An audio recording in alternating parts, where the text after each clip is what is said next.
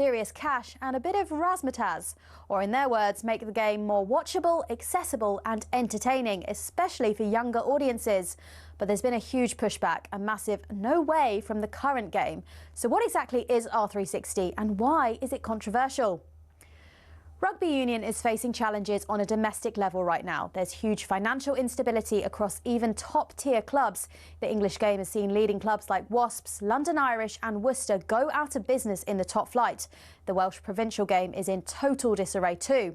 R360 says they would remove what are easily some clubs' biggest expenses, i.e. the big stars, and therefore make more of them profitable.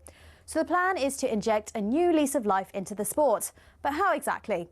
Top stars of the men and women's game playing for a franchise-based league with fixtures in cities like London, Miami, Tokyo and Lisbon. Each city would host a tournament featuring all the franchises during a short 3-month season. And though no players have officially confirmed, reports suggest around 200 have signed pre-contracts, some worth up to 750 grand. And if that's the pre-contract, you can imagine where the full wages will get to. Problem is, the rest of rugby says no. In fact, no way. The national unions from England, Scotland, Ireland, France, Italy, South Africa, New Zealand and Australia have declared any player joining R360 will be banned from test selection. World Rugby's also not approved the league. Many fear it echoes football's failed European Super League, a top-down, money-driven idea that could damage the sport's traditions. So is it dead already? Well, Rugby Union is at a crossroads. Some may be against it, but we know others are being swayed by the cash. So will everything work itself out? Or after the European Super League and Live Golf, have we got sport's next big scandal on our hands?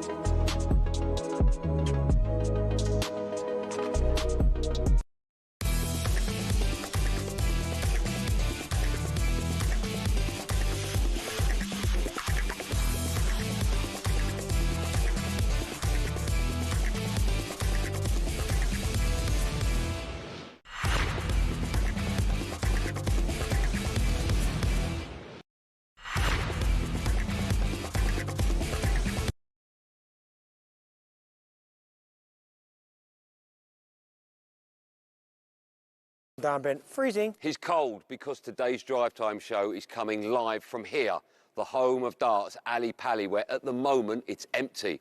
But over the next 3 hours, we are building up to both semi-finals live on the talkSPORT network. So make sure you join me, Andy Goldstein, and Darren Bent for 3 hours of darting heaven. Oh, that was close.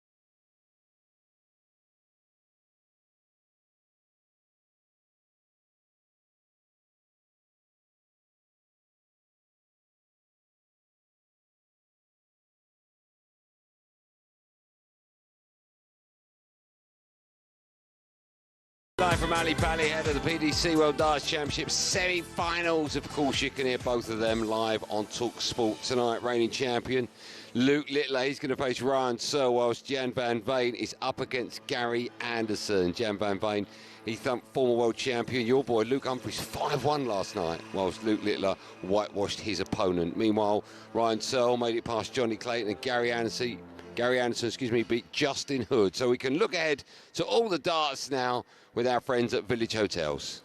Drive, live from Ali Pali for the PDC World Darts Championship semi-final on talkSPORT with Village Hotels. Get rooms from as little as £55 in the Big Village sale. Find out more at villagehotels.com. Yes, good afternoon to all of you. Thanks so much for joining us ahead of what should be a fascinating night, of darts, all on the talkSPORT network. Well, talkSPORT, actually, both semi-finals here on talkSPORT. Darren Bent alongside me in a very cold Ali Pally. How you feeling? You all right? Freezing. It's cold, right? Yeah. Have you not learned, because last year it was cold, the year before it was cold, so I've gone body warmer and big coat. You've just gone...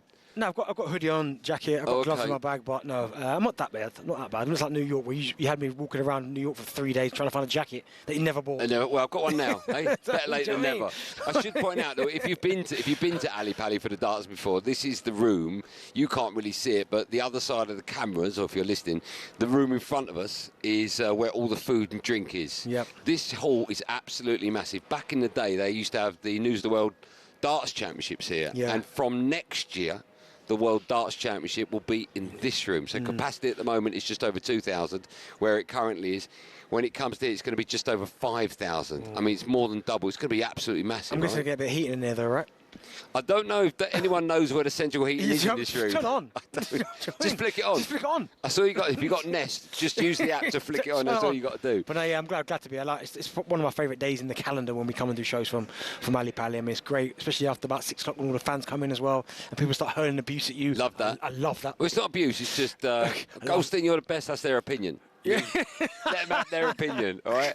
But it is. It's going to hot up to what should be a great night of darts. We need to talk. We'll talk about the football bit later on. What was it? How many? 4 draws. Jeez. One of them was 1-1. 3 0-0s. Lots to talk about. We need to talk about performance last night. Oh, Ipswich. They won it. If you want to talk about Ipswich. No. They beat Oxford at home. No. You want to talk, okay. Oh, up to second. And then championship. The producer Joe's very excited about that.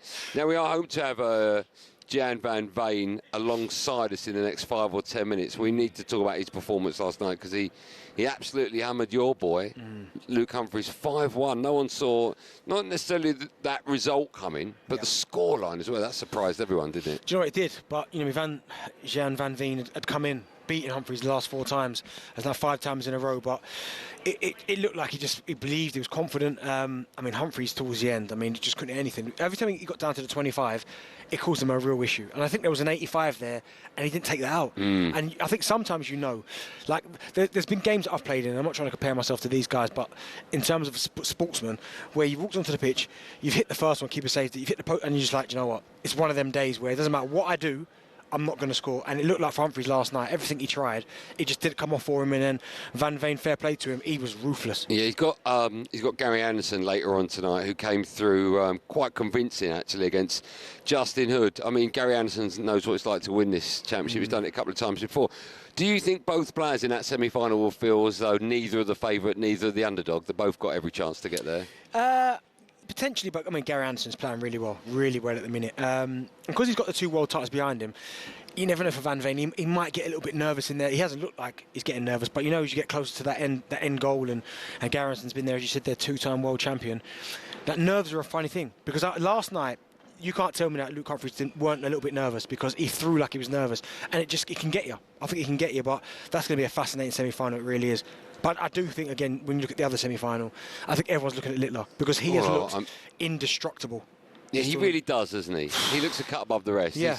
He's dropped, 2 sets, all the way to get to the last 4. That was in his round 4 match against Rob Cross. His opponent, by the way, has also dropped just the 2 sets as well. In comparison, Gary Anderson's dropped 9. Yeah. What does that tell you? That he's had to fight? Sometimes in some of the games he's had to fight tooth and nail. But you know what it is? When you watch Littler throw, right, if he's trying to hit tops and he misses tops and goes 10, you just know he's checking it out. There's very few darts players I watch that every single time they get to a finish, I'm like, he ain't missing this. And Littler's one of those, but it's just the scoring power when he needs to pull out a 180, and it's just different combinations to finish. That's where I'm like, whoa. In terms of darts, he has to be the favourite by some distance. Oh my goodness, without a shadow of a doubt. There was that moment, of course, during the week where he turned to the crowd and he gave it, thanks for buying your tickets, you're paying for my prize money, effectively. Yeah, then his mum came out and she had her 2 penneth worth as well. Yeah. I thought that was going to come back to bite him on the backside and he might feel a bit of the pressure, but so far, just nothing. Because he's been world champion already, he's only 18. There's that young energy where... That's so ridiculous when you say that. Do you know what I mean? It's that young energy where he got to one final, got beat by Humphries, got to another one, it convincingly. Yeah. That you don't really feel that pressure yet, because you're like, I'm only 18, get on with it. He still goes home, plays PlayStation, whatever he does, live the way he lives. So he hasn't really got to that point. And again, I can remember being a young kid getting into Ipswich Town's first team. There's a little bit of nerves there, but because you're playing with this freedom and energy, you're like, well, I've got a long way to go to get to that point where these guys are seasoned vets. And for Luke Littler, when he's throwing, I just think there's no fear there. He knows how good he is, and I think everyone else knows how good he is, which puts the pressure on them. We'll talk to all 4 semi-finalists throughout today's show, but I'll ask you this question before any of them tip up. Can you only see one winner out of the 4? Yes, but I would like to see Gary Anderson throw. I was watching a darts programme the other day and watching him when he did win his 2 world titles. And I mean, he's got scoring power as well. And I think to beat Littler or Gary Anderson, you're going to have to hit high scores, man. You have to get down to a finish as quick as, but I know that's the game. But these guys, 180s, big 140s all the time. But I mean, sitting here today and I'm looking at the way Littler played, 35 minutes to demolish someone in the quarterfinals. He's insane. I don't know how you beat that. And you got £1 million if you win it this year. Do they think about that? They must do, right? It must be in the back of their mind. Again, he's 18 years old. He's probably thinking, I mean, he's probably got, don't get me wrong, a lot of money anyway with his endorsements and what he's brought to the sport of darts. Yeah. But, of course, £1 million is life-changing for some of these guys. But I think maybe the others, maybe not Van Veen because he's quite young, 23. Yeah. Right, so maybe not 23, maybe not him as well. But for Gary Anderson, who's obviously an older statesman, he's probably thinking about it a lot more because he's been unbelievable, but his shelf life is coming towards the end. I'm not saying he's going to stop anytime soon, but Littler's 18.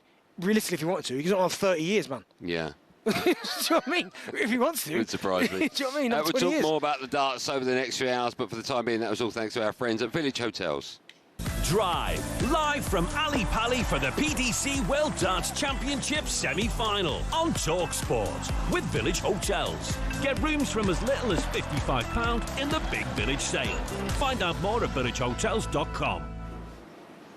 This afternoon we're sort of going to mix a bit of darts and, of course, with a bit of football from last night. If you missed it, there were 4 matches. Every single one of them was a ball draw. The only one that had goals in it was Palace against Fulham. That was 1-1. The other 3 were 0-0. Good result, of course, for Arsenal, with City drawing away at Sunderland. I always thought that was going to be a tough game for Man City, but I expected them to score and I expect them to win as well. But they had chances. They had more than enough chances, but Sunderland, first half, pressed like crazy, got after them, had a couple of opportunities themselves as well. But it's a tough place to go. I remember when Arsenal drew up there 2-2, the narrative was, see, Arsenal starting to bottle it already. Yeah, I remember that. Right? I think I started that narrative. Yeah, people going, Arsenal bottling already, go Sunderland, can't win. And if they're going to win the title, these are the games you've got to win. Sunderland, so far this season, unbeaten at home. Man City tip up there, and yes, they had chances, don't win the game. It's a tough place to go, but, I mean, it was actually a really eventful 0-0. I mean, so I don't know about the others. Was it eventful? Yeah, it was. Did it have events in it? Yeah, it was, yeah. Okay. Yeah, some good games in there, but, I mean, Kearney 1-1 Palace Fulham, his goal was beautiful. Yeah. Tom Kearney's lovely goal. Yeah. Mateta finally getting a goal again. But, I mean, 3 0-0s. I mean, honestly. It's good the darts was on. What an advert, boy. Best league in the world, that. 3-0-0. Do you know what I mean? But Liverpool, they'll feel as though they dropped points, right? 0-0 at home to Leeds. Again, Liverpool, they would have looked at that. But Leeds are in a good run of form, by the way. Good run of form. Calvert-Lewin nearly got another one, but ruled out. But yeah, again, for Liverpool, they would have looked at that result and gone, we'll win this. And unfortunately, it didn't go with their way. But again, it's definitely right now the 2 consistent teams are City and Arsenal. It's just simple as that. They're the 2. Villa are there. But consistency, I think, is Villa and Arsenal. We're going to have a quick break. When we come back, we'll be speaking to one of our semi-finalists. Gian van Veen will be joining myself and Darren Bent live from Ali Pali. Do not go away because he'll be joining us right after this.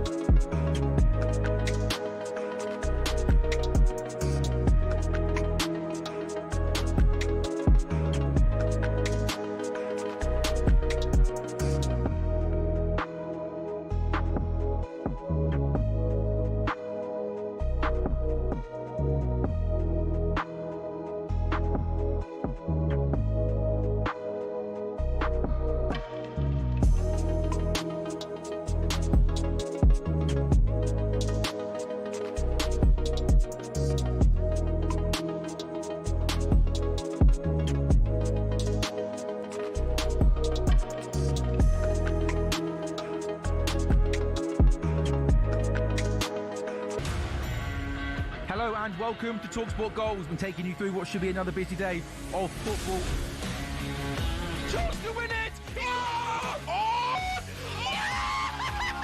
We don't need to do that, guys. I'm going to owe you an apology. How would you get to that conclusion? That's a weak mentality. Oh, get out of it.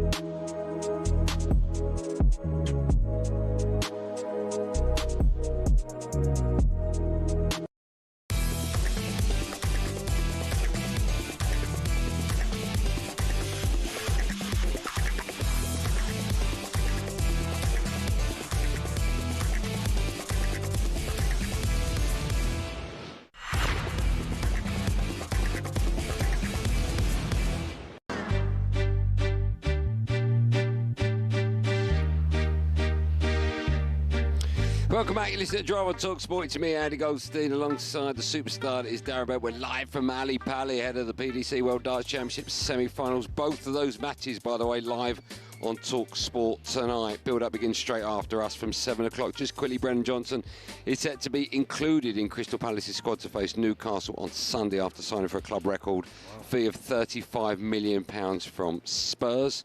And Chelsea's Raheem Sterling has rejected a loan move to West Ham. More football a bit later on, but as you would imagine, we are darts heavy because, a reminder, both semi-finals, the PDC World Darts Championship semi-finals, will be live on talkSPORT tonight. First up, Luke Littler takes on Ryan Searle before Gary Anderson takes on Gian van Veen. And I'm delighted to say we're here at Ali Pali and we're joined alongside Gian now. Gian, hello, good to see you. How are you? You all right? You well? Good to see you too. Yeah, I'm very well. Thanks so much for joining us ahead of what is, I'm guessing, the biggest night of your life so far. Yeah, I think so. You know, I think my biggest night so far has been yesterday. But yeah, tonight is a new game, and then it's going to be the biggest one of my career so far. Just tell us a bit. We'll talk about last night's unbelievable victory for you, but just tell us a bit about what your day has been like today. Did you sleep well? What time did you get up? What you've been doing today? I slept really well, to be honest. Yesterday was very, very tired after that game and all the media stuff, so I went straight to bed. Slept well. This morning I woke up about 8:30. Just went out for breakfast, went out for lunch, and a little bit of, not dinner because it was at 2 o'clock, but I had some food and then just got back here. You know, it's been a busy day media-wise, and I got a lot of media requests after my win yesterday, a lot of messages from all the people as well. But you know, I didn't respond to them all because tonight is another game. My focus was on that, so here we are. I know you've beaten Luke 4 times. I think that was 5 times in a row. But the way you destroyed him last night, did you even surprise yourself, or did you know that that was possible?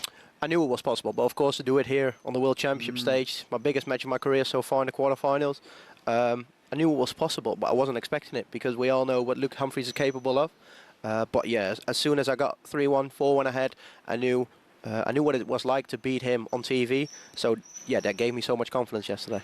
When you arrived at Ali Pali for the start of the World Championships, you were ranked 10 in the world. That win last night takes you up to number 3. You're still relatively young. You're 23 years old. I say relatively. You mentioned Luke Littler there, who's not even in his 20s. Do you feel young or old in darts at the moment when someone like Luke comes along? I feel young, especially if you take Luke out of consideration. I'm very young, but you know, it's difficult to compare myself to Luke Littler in any sort, but especially age-wise. You know, I feel really young, especially for this age, this sport where you can. You know, you saw it with Paul Lim. He was 71 years old when he still won a game here on stage. So I can be on this stage for maybe the next 40, 45 years if I want to. But, you know, I feel still really young in this sport. Do you have a strategy going into a game? That game against Luke Humphries, we should talk about that, former champion of the world. You, of course, going into it with the underdog.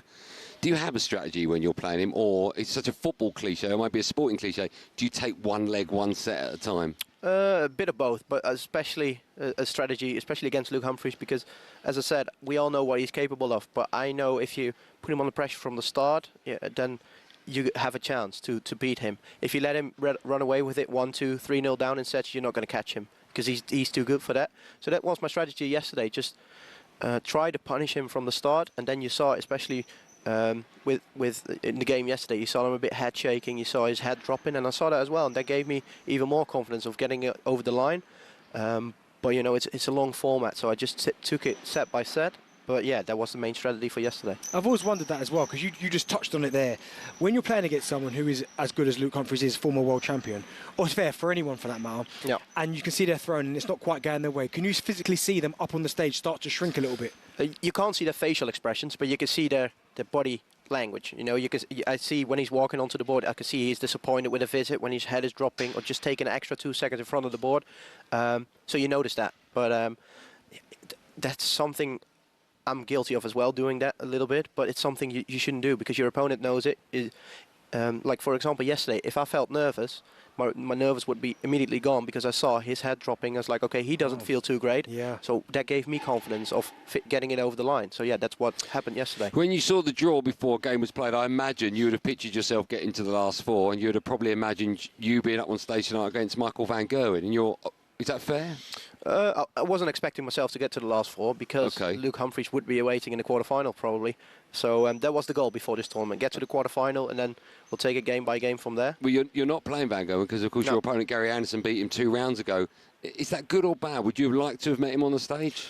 Of course, you know, especially being Dutchman, it's always nice to play Michael here at Ali Pali. But for me, it doesn't matter who's in front of me. If it's Gary Anderson or Michael van Gerwen, I know I have to play well to even get a chance against them, because they're all great players. And growing up, Gary Anderson was my idol, so it's also a dream coming true playing against him here on this stage. Will that give you a bit of extra motivation then? Because I think it was Luke Littler was talking about Raymond van Barneveld. That was his hero. So that playing against Gary Anderson, wanted to beat him, will that give you that little bit more, that extra 0.5% that you're going to need? Maybe. To be honest, I don't think so, because it's the World Semi-Final. You don't need extra motivation to play well on that stage. But of course, being here for the first time to play against one of my idol growing up, it's extra special, and maybe it gives me the extra % that you're going to need. The money involved in darts now is absolutely bonkers, right? If you win tomorrow night, where are we? Friday, Saturday night. Yeah. If you're last man standing, not only do you get the wonderful Sid Waddell Trophy, you get £1 million. You're guaranteed 200,000 tonight, and if you get to the final, you get another 200,000. So you're effectively tonight playing for £200,000. Is that the biggest money match of your life? Yeah, 100%. Yesterday was the biggest money match for 100,000. Wow. So, but it's not something you're thinking about on that stage. Little bit? No.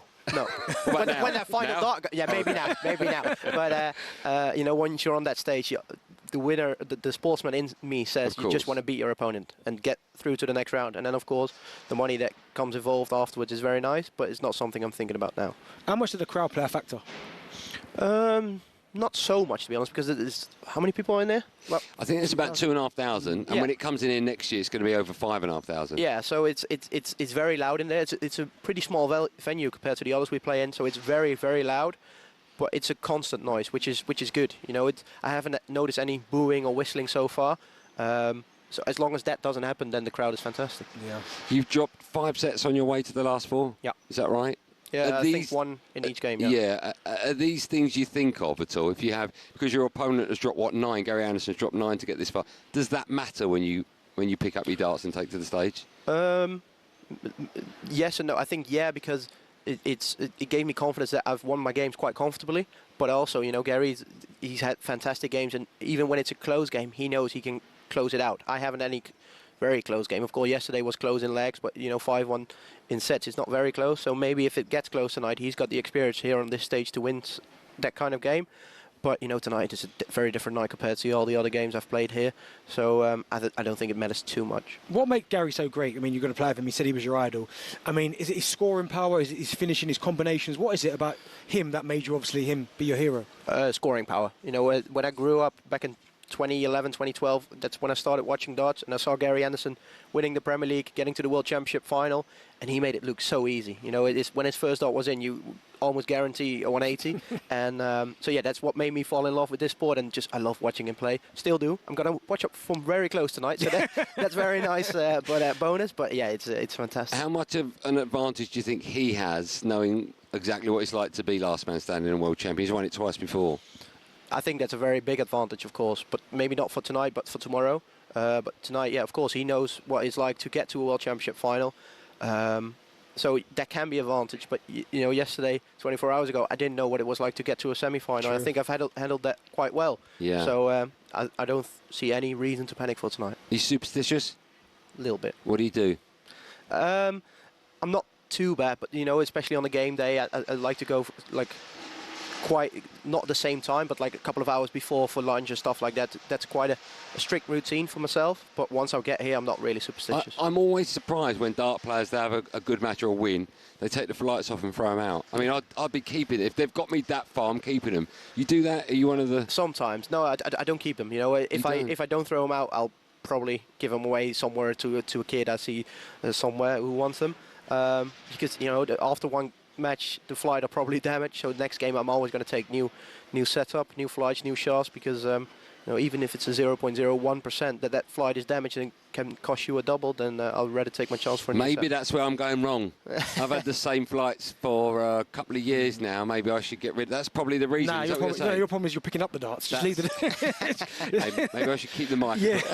The flights down. Listen, Jan, thank you so much for coming No on. problem. We wish you... We'll Thank say you it to very all much. four. We have no favourites in this. Cheers. Thank you. Thank you so much for your time. What are you doing now? Where are you off to? What are you going to do?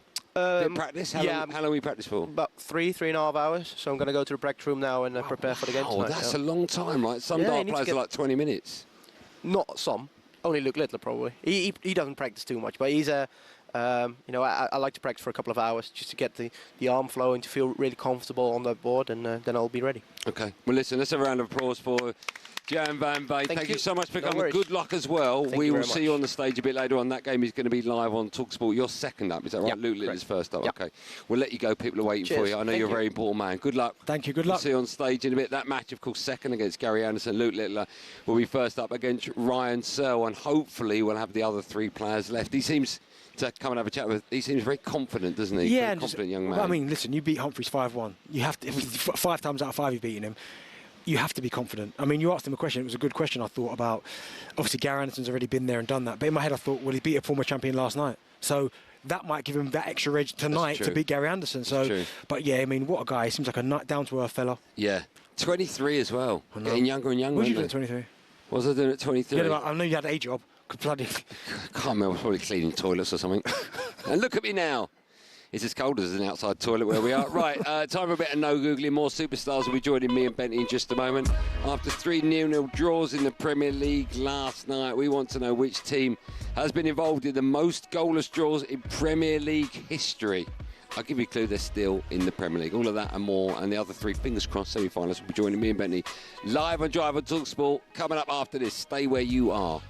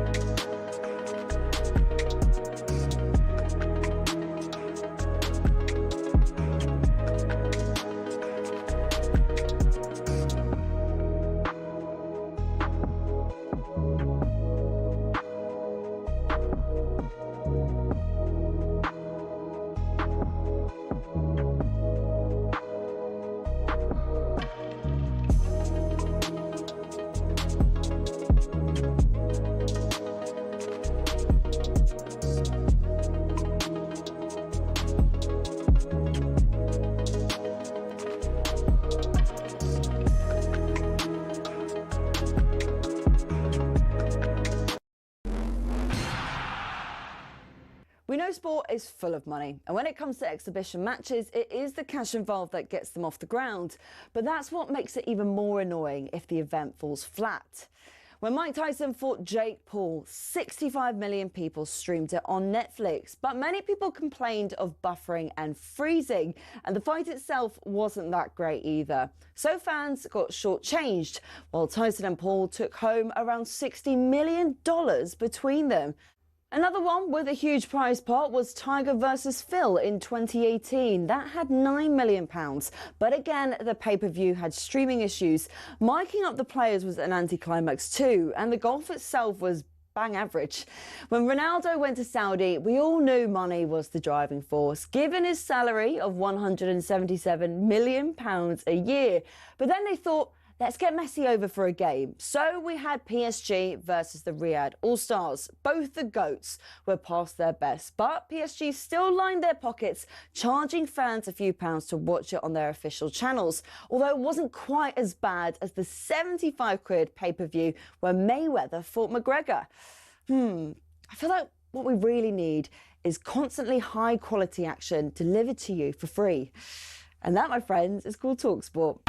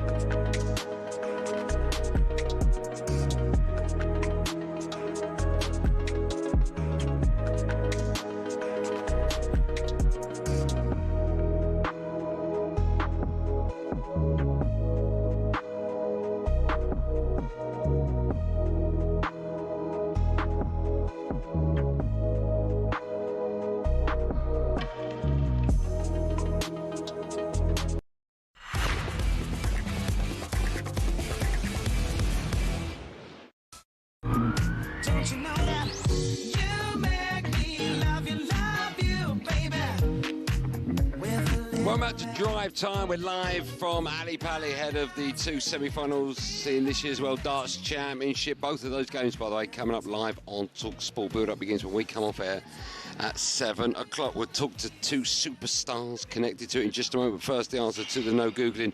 The question was, after 3 0-0 draws in the Premier League yesterday, we want to know which team has been involved in the most goalless draws in Premier League history. If you said Everton, well, I'll point to you. Well done. 360 draws. Yeah, I would have said that. Stick the yawn in there. Right, a reminder, still to come, we'll be joined by tonight's semi-finalists. But now, the big guest. They continue. We're delighted to be joined by two darting legends, master of semis. My old mate John McDonald is here, alongside legendary ref George Noble. George and John, good to see you both. Thank you. Good to see you too. Happy New Year. Happy New Year to both of you. It must be, I'll start with you, George, it must be quite an emotional, not night, because I know you're not working tonight, but next few days for both of you. Right? This is the last time you'll both be doing what you do. I guess so. Well, I'm not really an emotional person. After 31 years, I think it's about time to hang the microphone up. I don't think I'll get emotional, but who knows? We'll see tomorrow evening. Why? It's an obvious question. I'll let Darren ask John the question, but I'll ask you, George, why have you decided to call it a day? Well, I'm not getting any younger. 31 years doing it, I think it's probably long enough, but I've actually got some other business interests outside of what I do now, which is taking up a lot of my time, and I've missed like 17 out of 22 birthdays of my daughter, being away on the road, working on the darts, so I'm able to sort of mix the other business interests with family time. So not all three, it's not possible to do all three in the long run now. So one of them had to give, and I think, you know, the professional refereeing have been great. I've seen every continent, near enough every country, enjoyed my time, but now it's time to sort of take it easy. How about you, John, then? Yeah, I'm pretty much the same, I think.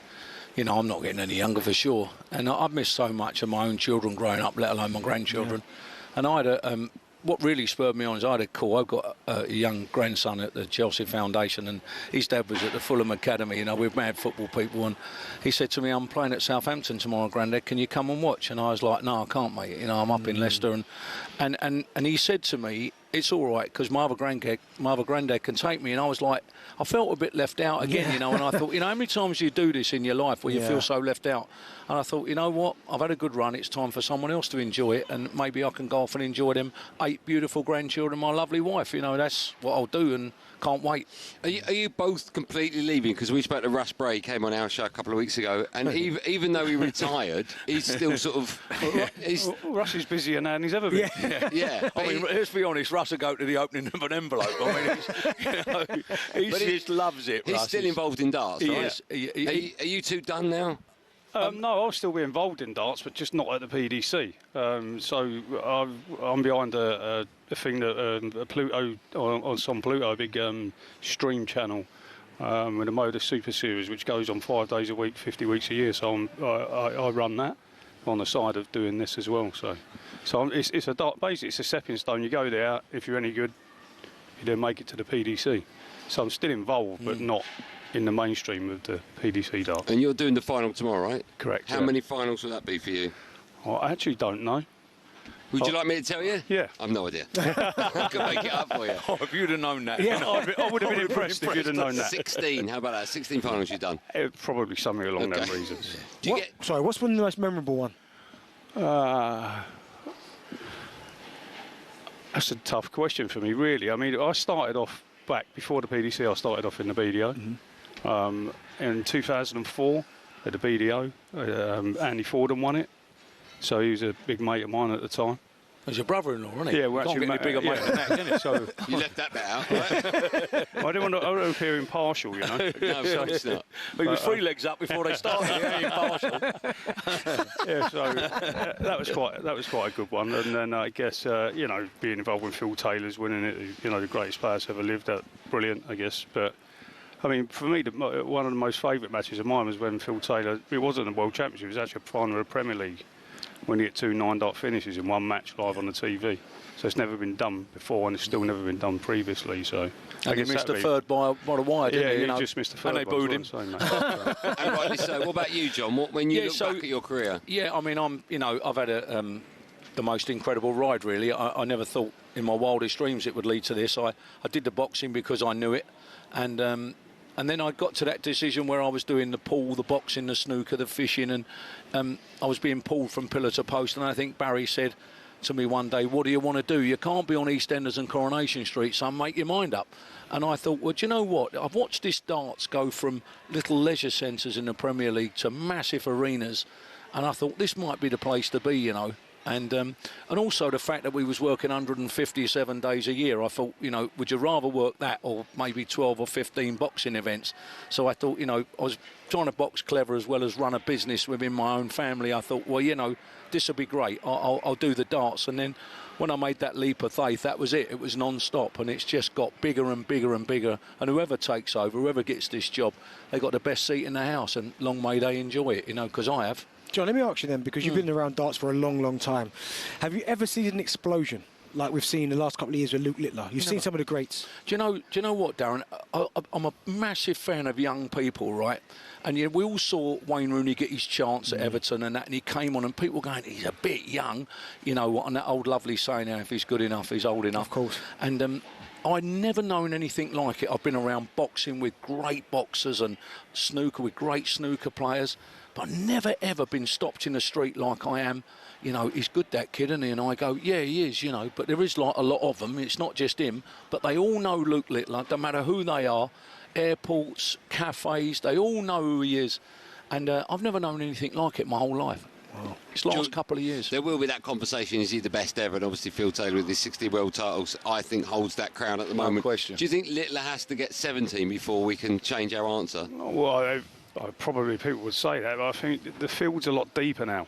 It's much more difficult to win the World Championships, although he's making it look remarkably easy so far these last couple of weeks. But and you couldn't really see past him not winning it. But it's obviously 3 good players left in it, but he's definitely the favourite. The field's a lot deeper now, so if he achieves anywhere near double figures, You know, he could easily be as classed as the greatest.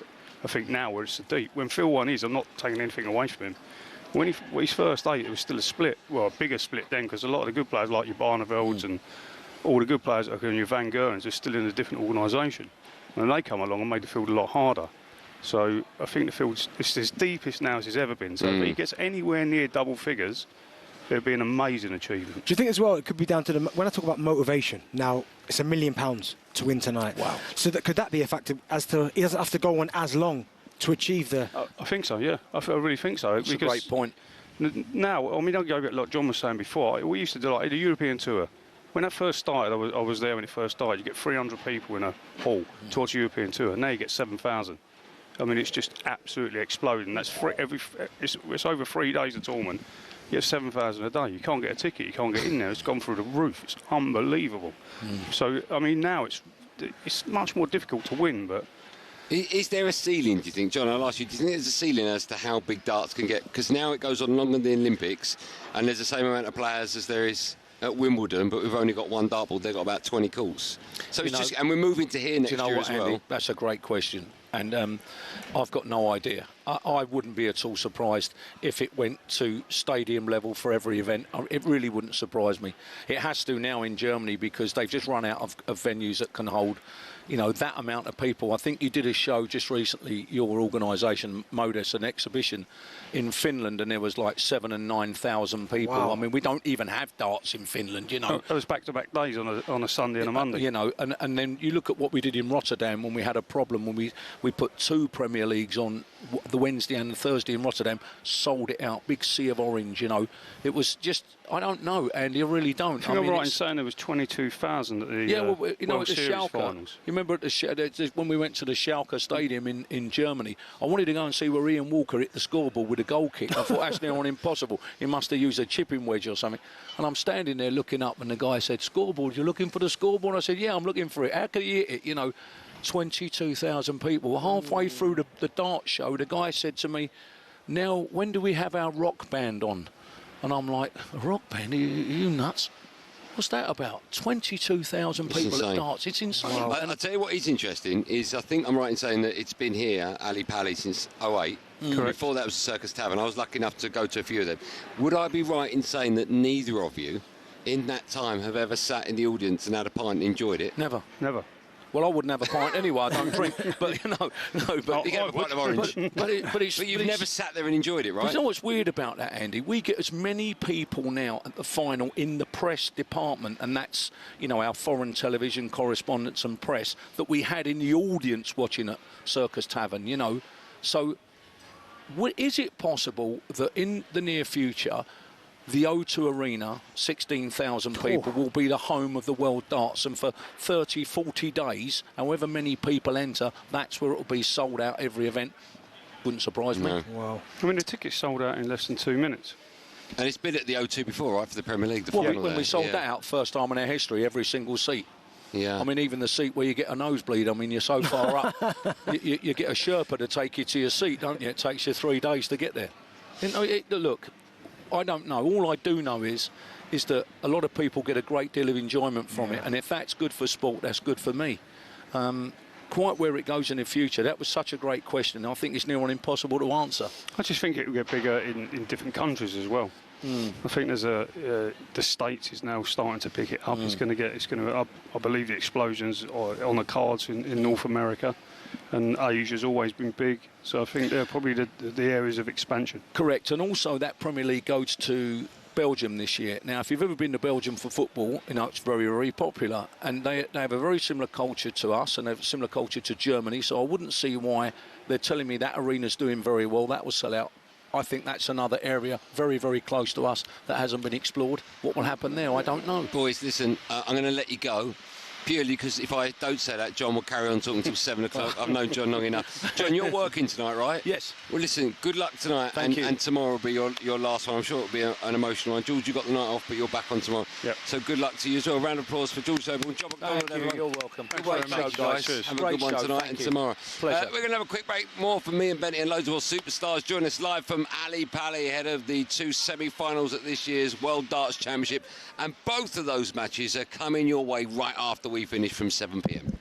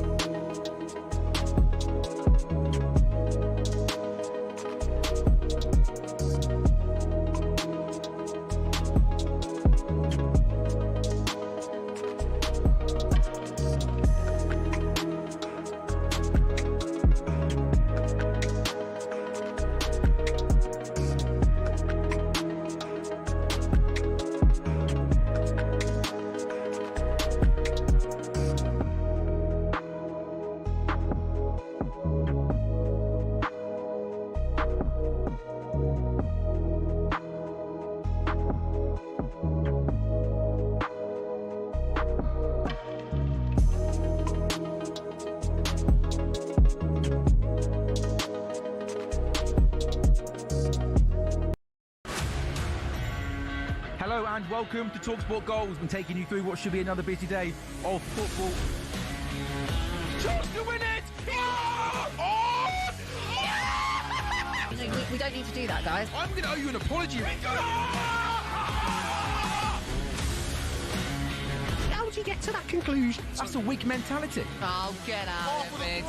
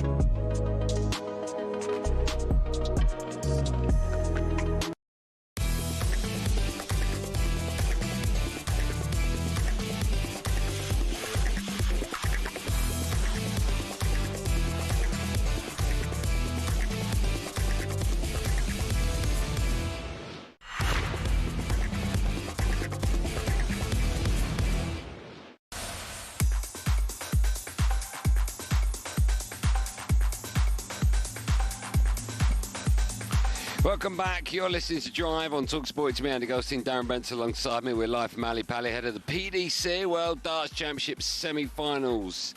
Still to come, we'll be joined, fingers crossed, by the other three semi-finalists. We spoke to Gian van Veen earlier on. Very confident young man he is. Let's talk a bit of football, shall we? Just quickly, AC Milan have signed West Ham striker Nicholas Fulkrug on loan for the rest of the season with the option to make the deal permanent. When I heard that earlier on talkSPORT, I was like, he's gone from West Ham to AC Milan. Honestly, how's that happened? Their list of strikers that have gone there and just not worked. Well, do you know what? I was listening to Sam Matterface and Crookie this morning. They were talking about, forgive me, I can't remember his name, but they're looking at a player. I can't remember his name. From Porto? Is it Napoli? I think it's Napoli. That scored 2 goals all season, and before that was out with an injury. And West Ham are looking to sign him for like £35 million. How's that? Why is he doing that? Their recruitment. Who's in charge of that recruitment? I like Faulkner as well, but it hasn't worked for him. No Premier League goals this season at all. Just can't stay fit. But he probably can't believe his luck. He probably, when they said, "Oh, I've got AC," he probably sprinted there. God, dear. But no, Faulkner. Do you know what? Covering him or not in the Euros, I liked him. Yeah. And when they signed him, I thought, okay, but obviously he's got injury problems. We really like Callum Wilson. He's got injury problems. Like, their recruitment over the years has just been terrible. So bizarre. Isn't it nuts that you can have someone in charge of a multi-million-pound company and spend £30 million often and get it wrong? Not just West Ham, but look at my club. Look at your club. Yeah. Gyökeres, Sesko. No, but they're spending like 60, 70 million pounds. Come on. 67, like Anthony, 90 million pounds, right? Rasmus Højlund, I like Rasmus, 72 million pounds. But you got to think most signings are risks, aren't they? Unless you're getting Haaland or Mbappe. Do you know what I mean? Most signings are risks. But it's mad money, isn't it? Maybe we're just used to it. It's risks, but how one club could get it so wrong all the time, that would be a concern. Yeah. Let's talk Chelsea. We haven't even spoken about this. They're in need of a new manager after parting company with Enzo Maresca yesterday. Comes after a run of 1 win in 7 Premier League games, whilst tension had been growing between the manager and the board behind the scenes. Maresca reportedly felt a line was crossed when those above him were getting involved with players who should and shouldn't play. It's thought Maresca went against the advice of his medical team when selecting players who were coming back from injury. Strasbourg boss Liam Rossigna is the main contender to take over. Under-21s manager Callum McFarlane will be in charge for Sunday's game at White Man City. He spoke to the media earlier and said that the whole group have been professional. You don't know what to expect, really, but they were... The energy and enthusiasm in training was exceptional today. They seem really focused. They're really driven, hungry. They know we've got a massive game on Sunday and we're going to have to be at our best. So you can feel that. They're professionals. They've done this a long time. They've been here before. Reece has been brilliant. He's been a real leader in the group and supported the staff and the players.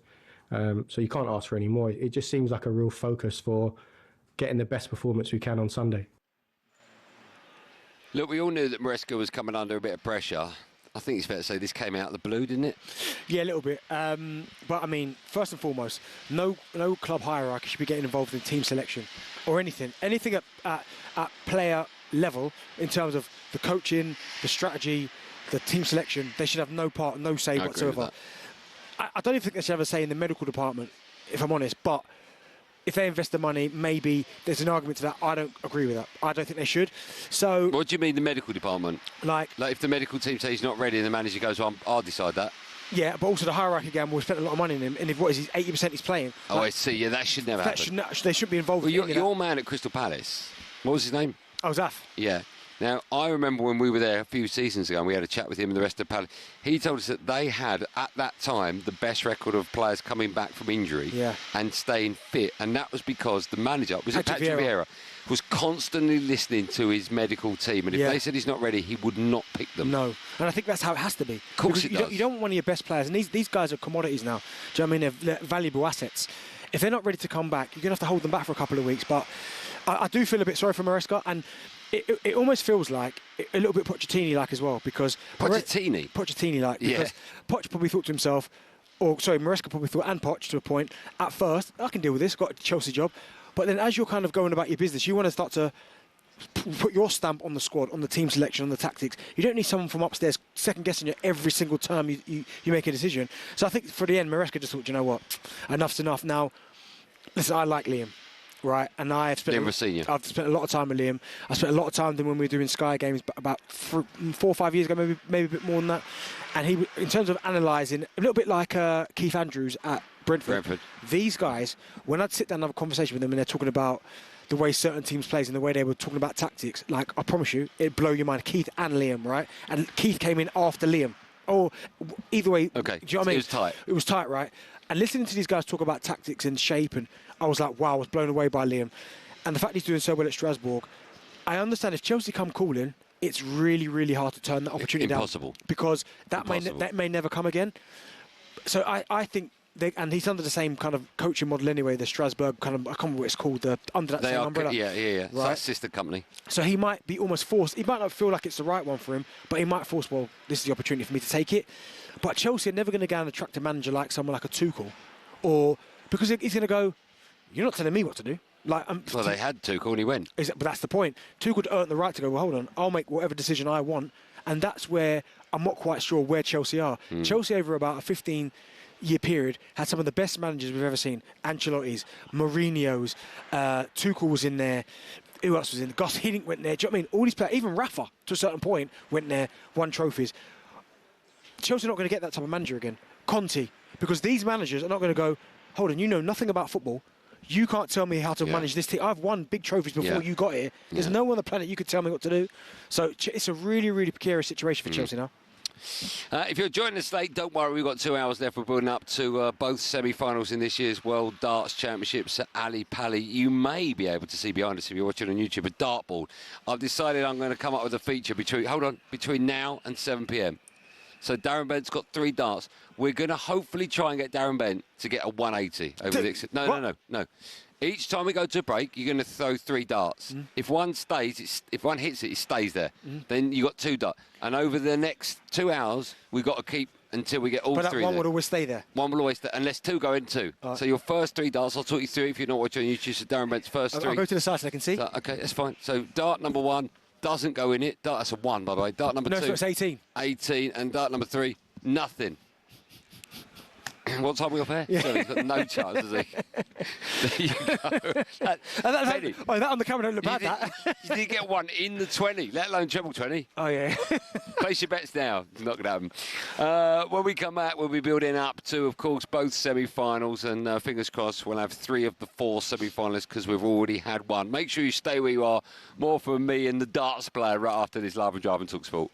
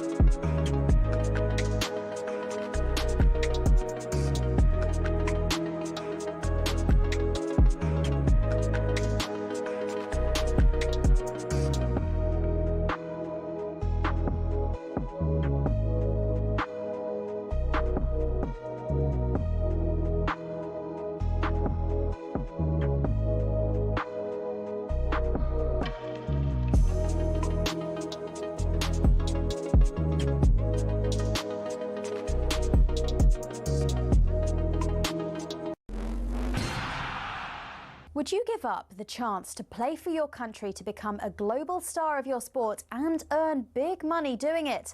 Well, that's the choice facing rugby players right now because of the proposed new R360 League. Led by 2003 World Cup winner Mike Tindall, it's already being backed by major investors. Its goal? Turn Rugby Union into franchises, not clubs. Add some serious cash and a bit of razzmatazz.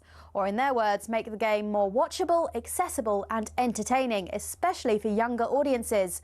But there's been a huge pushback, a massive no way from the current game. So what exactly is R360 and why is it controversial? Rugby Union is facing challenges on a domestic level right now. There's huge financial instability across even top-tier clubs. The English game has seen leading clubs like Wasps, London Irish and Worcester go out of business in the top flight. The Welsh provincial game is in total disarray too. R360 says they would remove what are easily some clubs' biggest expenses, i.e. the big stars, and therefore make more of them profitable. So the plan is to inject a new lease of life into the sport. But how exactly? Top stars of the men and women's game playing for a franchise-based league with fixtures in cities like London, Miami, Tokyo and Lisbon. Each city would host a tournament featuring all the franchises during a short 3-month season. And though no players have officially confirmed, reports suggest around 200 have signed pre-contracts, some worth up to 750 grand. And if that's the pre-contract, you can imagine where the full wages will get to. Problem is, the rest of rugby says no. In fact, no way. The national unions from England, Scotland, Ireland, France, Italy, South Africa, New Zealand and Australia have declared any player joining R360 will be banned from test selection. World Rugby's also not approved the league. Many fear it echoes football's failed European Super League, a top-down, money-driven idea that could damage the sport's traditions. So is it dead already? Well, Rugby Union is at a crossroads. Some may be against it, but we know others are being swayed by the cash. So will everything work itself out? Or after the European Super League and Live Golf, have we got sport's next big scandal on our hands?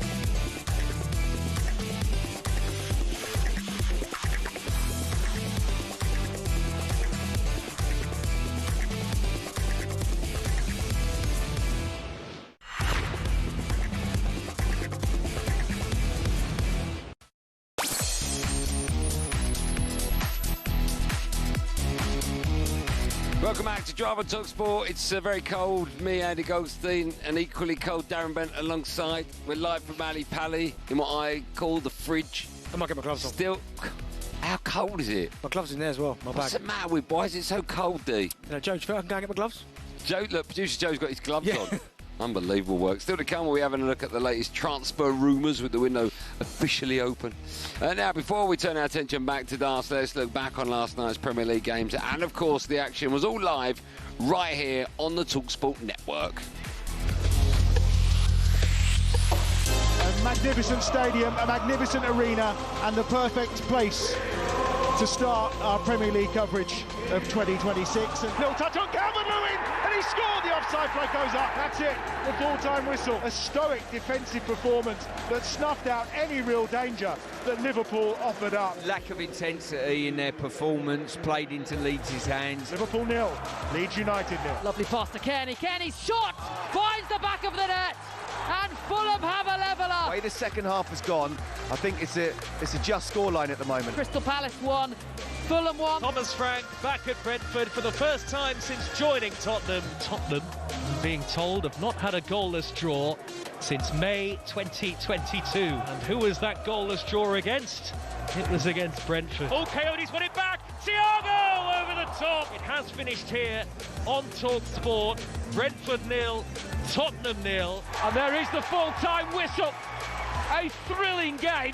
Ignore the scoreline. Sunderland 0, Manchester City 0. It's frustration maybe from the Manchester City players. Yeah, it's fair to say it was a fairly uneventful evening. 4 draws, 3 of those being goalless. One of those was at Anfield. Blockbuster, Liverpool spectacular. drew 0-0 with Leeds. It means only slot side unbeaten in 8 games now, but many fans were frustrated with the performance last night, and Slotty spoke to the media after the game and was asked what the display was missing. A goal. That's the most simple answer. And to score a goal against a team that's defending so well in and around their box. There are a few ways to unlock it. That is, for some teams in this league, or for a lot of teams in this league, it's a set piece.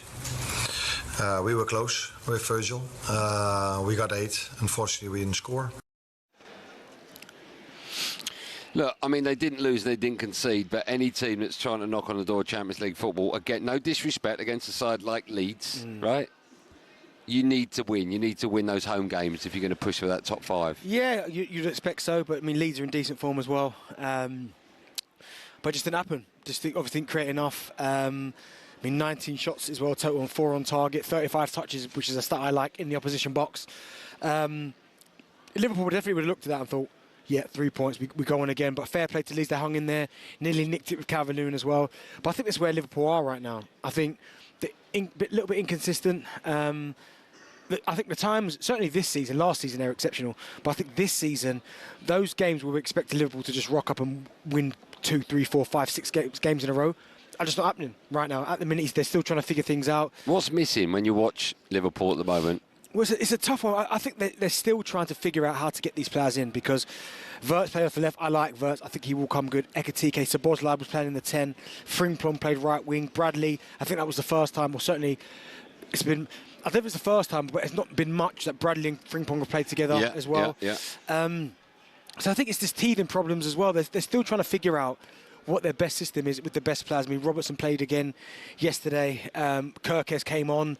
It's just, I think Arne Slot's still trying to search for that winning formula, and that, not even so much the winning formula, the consistent formula, because we know Liverpool at any given moment, a game they can go and blast someone away. We know that. Yeah. But it's can for a consistent amount of time with the new signings he's made, get wins consecutively, and at the minute they're just a little bit up and down.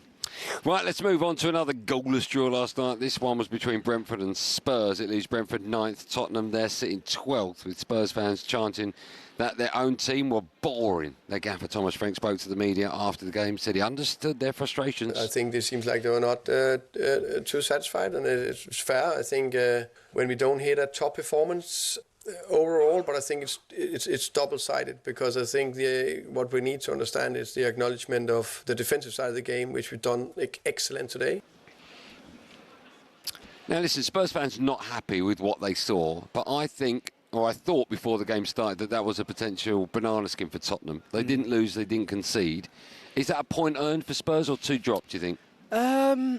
Again, it's a bit of a weird one, because Brentford, by the way, are on, do you know what I mean? They're a decent side at home. Do you know what I mean? 3 unbeaten. Well, it was two wins in a row coming before that. Spurs coming into that game as well. Beat Palace, had lost the previous 2 before that. So I understand where Thomas Frank's coming from with the defensive mindset, considering Brentford has been blasting people out there.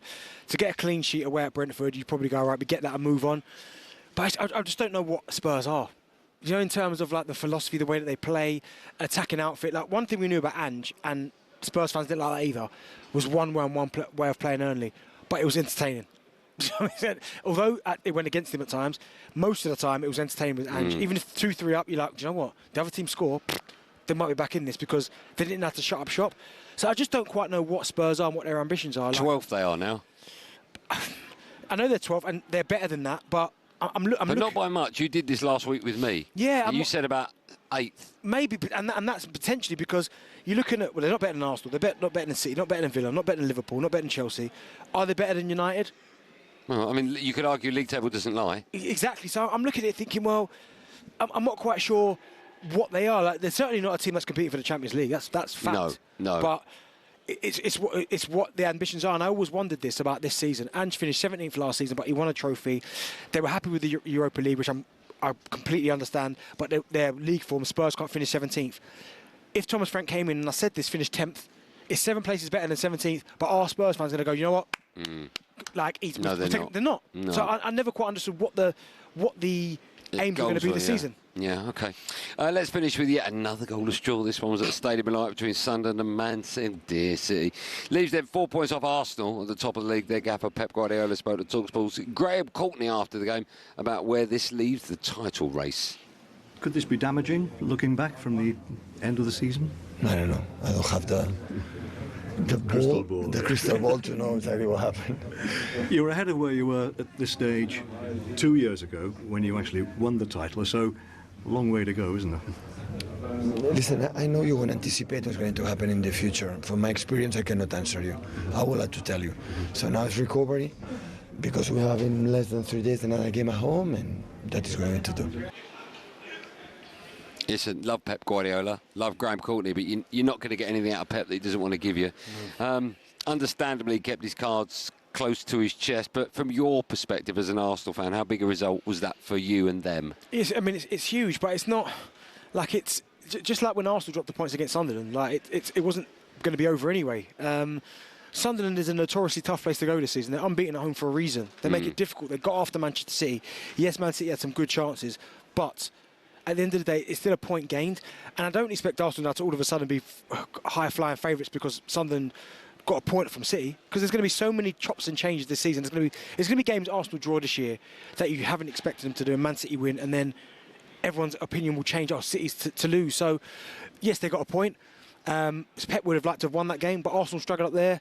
City have struggled up there. It's just one of those things. You move on to the next one. So I don't read too much into that, them dropping points against Sunderland, not at all. Sunderland fans will be listening to this going, hold on. What about us? Give us a bit of credit. They deserve every... No, I said that. I said at home, Sunderland have been absolutely outstanding. I mean, they probably couldn't have believed in their wildest dreams. They're currently sitting 7th. That's unbelievable. In the Premier League. They are so... How many points from 6th? From 6th, they're only 1 point. Your lot. So it's... How many from top 5? Top 5, 1 point. Chelsea 5th, 30. Man United 6th, 30. So can they get Champions League? No, I don't think so. They can't. Well, they've got to finish above Arsenal, City. No, but 5th. Can they get 5th?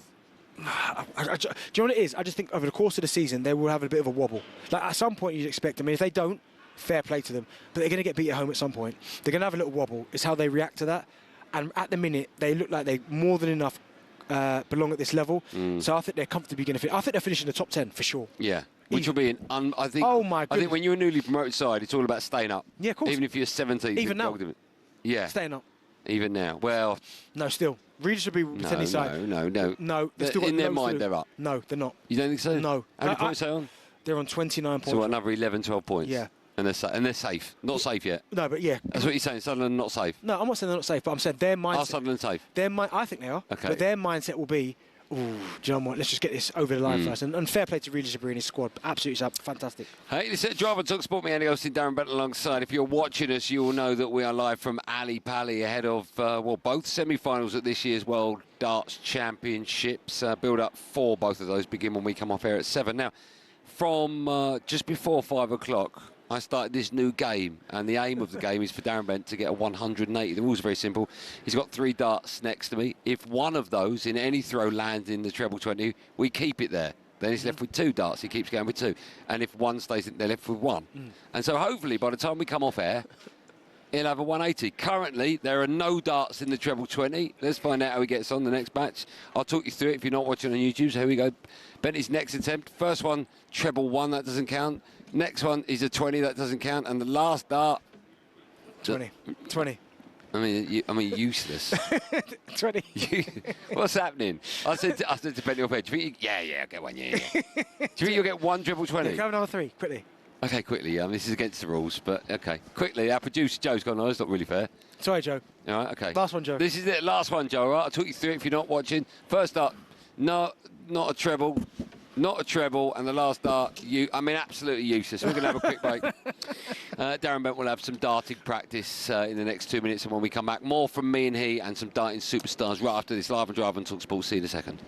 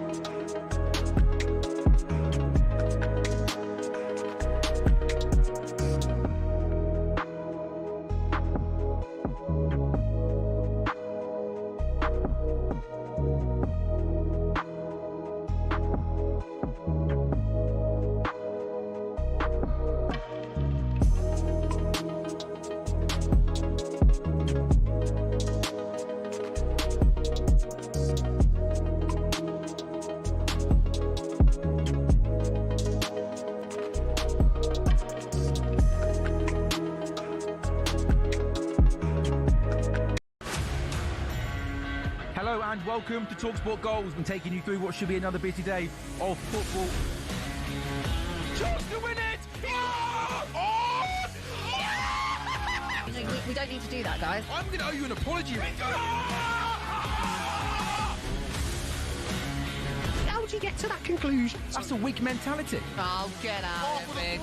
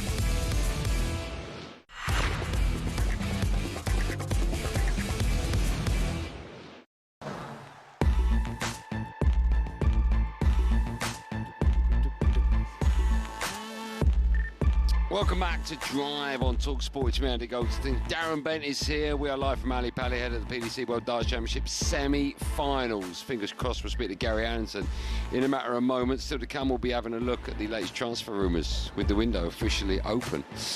Just quickly, Brennan Johnson is set to be included in Crystal Palace's squad to face Newcastle on Sunday after signing for a club world record £35 million from Spurs. Just quickly, before we talk darts, we're waiting for Gary Anderson to join us. Before we talk darts, the window's open. What do you need, Arsenal? I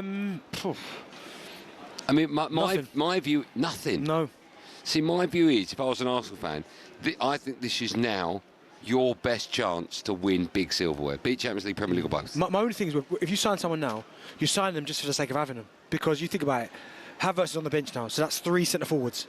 Okay. Saka, Madueke, Trossard, Martinelli, and Eze, you can sit on the left. Yeah. You've got Eze, Odegaard and 10, Zubamendi, yeah. Norgard, Rice. Maybe another for Rice, but I mean, who do you find that defensively? Well, you ain't going to get Adam Wharton here. No, defensively now because he won't play. That's what I'm saying. Yes, and defensively, Miles Skelly, Calafiori left back, Hinchcape, Mosquera, Gabriel Saliba, Ben White, Timber. I mean. Honestly, it's crazy, absolutely crazy. But no, I like where Arsenal are. You obviously want to be greedy. I mean, if someone comes up and you go, like even like a Semenyo, like I love Semenyo, but really, like yeah, the reason you get him is to stop other clubs getting exactly him. That. And what's that? Although Man City have got the same problem that you've got, and they're looking to bring him in. But potentially, but no, I think right now Arsenal are quite set in terms of where they go moving forward. Okay. What about you? I've got. A striker would be nice. We got one else. Let's go. I don't know what we need. I mean, we need a lot, right? Yeah. I mean, it looks like centre-halves we don't really need, but he's playing 3 of them at the back. So. What about a holding midfielder? Well, you got your guy. We've got Kobe Mainoo. I mean, he's coming back from. Mate, let it go. Hey, let it go. That's nothing to do with me. I'm not letting it go. I mean, he's there. Is he going to get a game? If Ugarte's not playing and Casemiro's not playing, is he going to get a game? Probably not. I mean, he might do then, but he's out of a muscle injury, isn't he? Yeah. I've got a funny suss. I don't know why Mark Gurley's going to leave Palace in this window. And go where? Well, I mean, Liverpool have been sniffing around other centre-half, haven't they? Do you know what? At one point I thought, yeah, he's definitely going to Liverpool. Now I'm a little bit unclear as to where. If he goes there, fair enough. Great club. Do you know why I think he might go? Why? Because he isn't cup-tied in European competition. In Champions League football. And so I think it'd be, for like someone like Liverpool, great acquisition. If they can you imagine though, if they win the Conference League with Palace?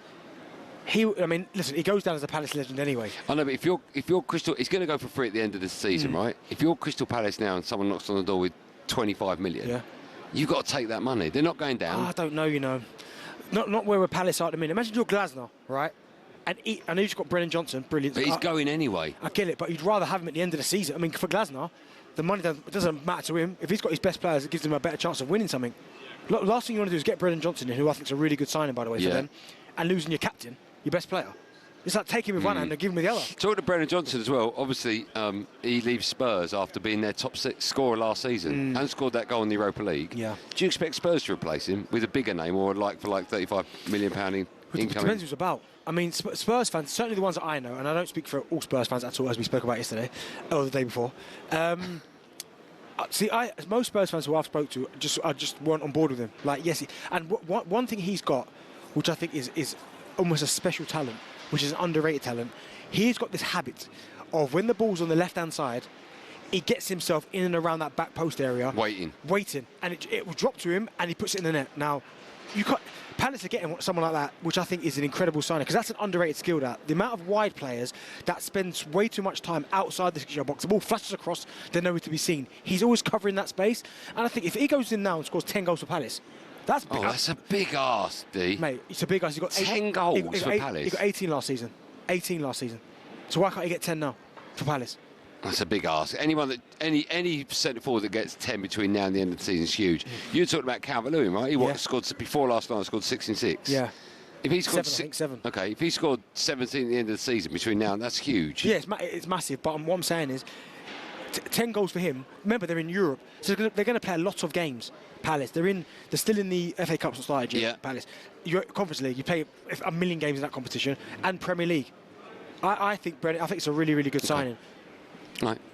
More football later on. We weren't meant to do that then, but that's what happens when you talk football. We can look ahead now to the more darts with our friends at Village Hotels. Drive, live from Ali Pali for the PDC World Darts Championship semi-final on talkSPORT with Village Hotels. Get rooms from as little as £55 in the Big Village sale. Find out more at villagehotels.com. Yes, follow us at 7. You can hear live and exclusive commentary of the PDC World Darts Championship semi-finals. Reigning champion Luke Littler will face Ryan Searle, whilst Gian van Veen is up against Gary Anderson. We spoke, if you're joining us a bit late now, we spoke to Gian earlier on. He joined us just after 4 o'clock when we came on, which was very kind of him. I do hope that Gary Anderson joins us as well. That game, by the way, second on. Anderson against Van Veen is second. Luke Littler against Ryan Searle was the first game that's live on talkSPORT. He seemed very relaxed. He's only 23 years old, and I talked to him about he's guaranteed, what, 200 grand, and he gets another 200 grand if he makes the final as well. Big money now in darts, isn't there? Huge, absolutely massive, and it's tough because it's almost like he knows before he's about to throw what it's worth. So all these things are going around his head. Not only does he obviously, of course, want to win the World Championships, although he said himself that he didn't think he had a chance of winning the Worlds, but he's obviously, because he said he thought Luke Humphries was going to be there, and he's got past him. But every time you're up there, every throw, you must be thinking about it. 200, 400 grand, £1 million. Do you know what I mean? Not every throw. Not every throw, but it's bouncing around in the back of your head. Yeah, maybe. As he's coming towards the end, and he's got double, 200 grand. Do you not think he'll be thinking, I could get into the final, yeah? A little bit of that, but I mean, that I amount don't of money, think they'll be thinking about the money. Okay, he gets to the final, and he's got a match dart, £1 million. That's not going to be floating around in his head. That's insane, isn't it? Do you know what I mean? One dart for £1 million. That is insane money. So it has to be bouncing around in his head. If you were Ryan Searle, he's got the tiny task of trying to beat defending champion world #1 Luke Littler a bit later on. Luke Littler won his game in under 40 minutes last night.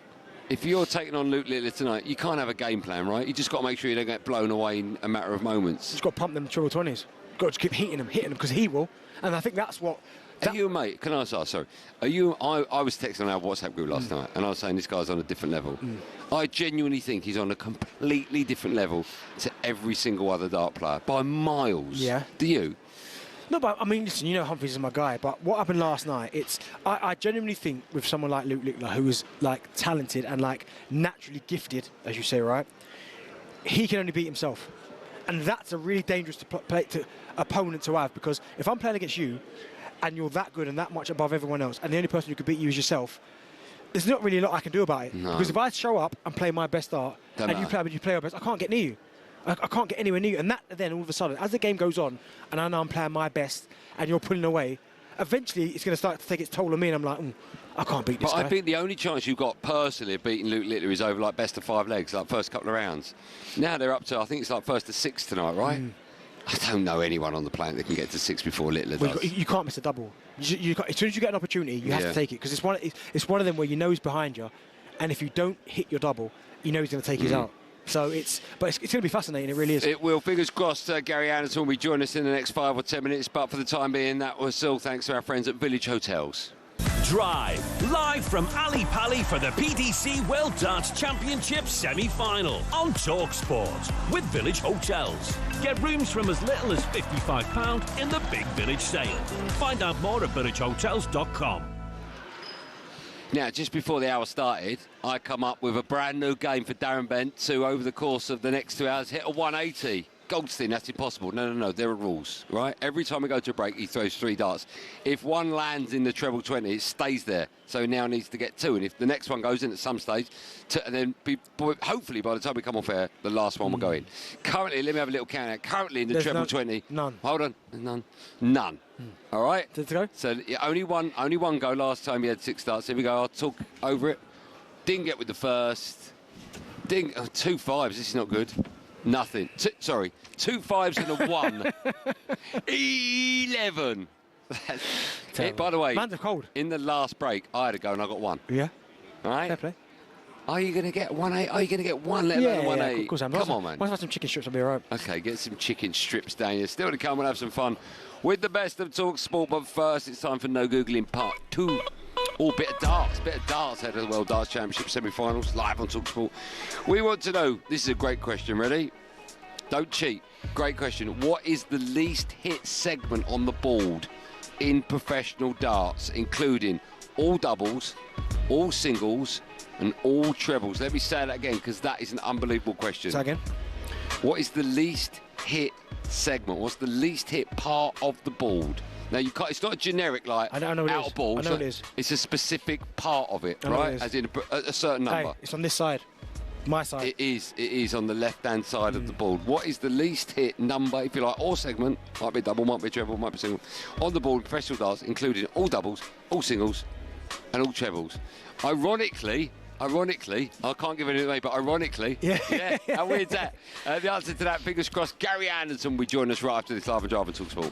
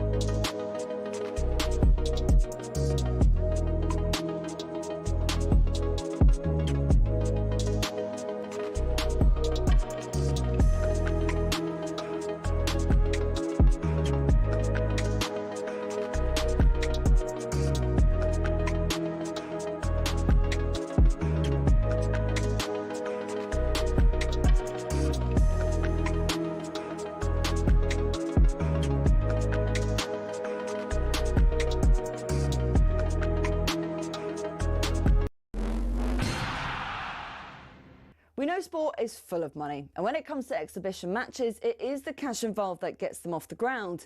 But that's what makes it even more annoying if the event falls flat. When Mike Tyson fought Jake Paul, 65 million people streamed it on Netflix, but many people complained of buffering and freezing, and the fight itself wasn't that great either. So fans got shortchanged, while Tyson and Paul took home around $60 million between them. Another one with a huge prize pot was Tiger versus Phil in 2018. That had £9 million. But again, the pay-per-view had streaming issues. Miking up the players was an anticlimax too, and the golf itself was bang average.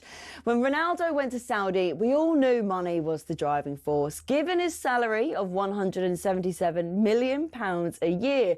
But then they thought, let's get Messi over for a game. So we had PSG versus the Riyadh All-Stars. Both the GOATs were past their best, but PSG still lined their pockets, charging fans a few pounds to watch it on their official channels. Although it wasn't quite as bad as the 75 quid pay-per-view where Mayweather fought McGregor.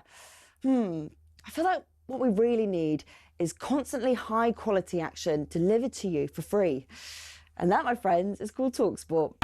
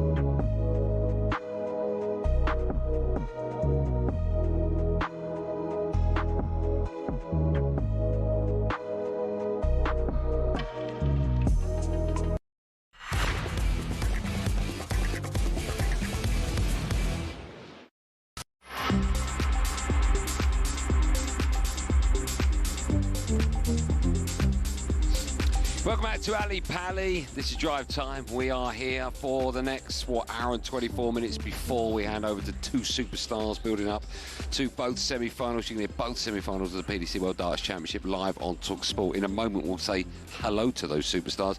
But first, the answer to the question, and it was, what is the least hit segment on the board in professional darts, including doubles, singles, and trebles? The answer is 11. 11.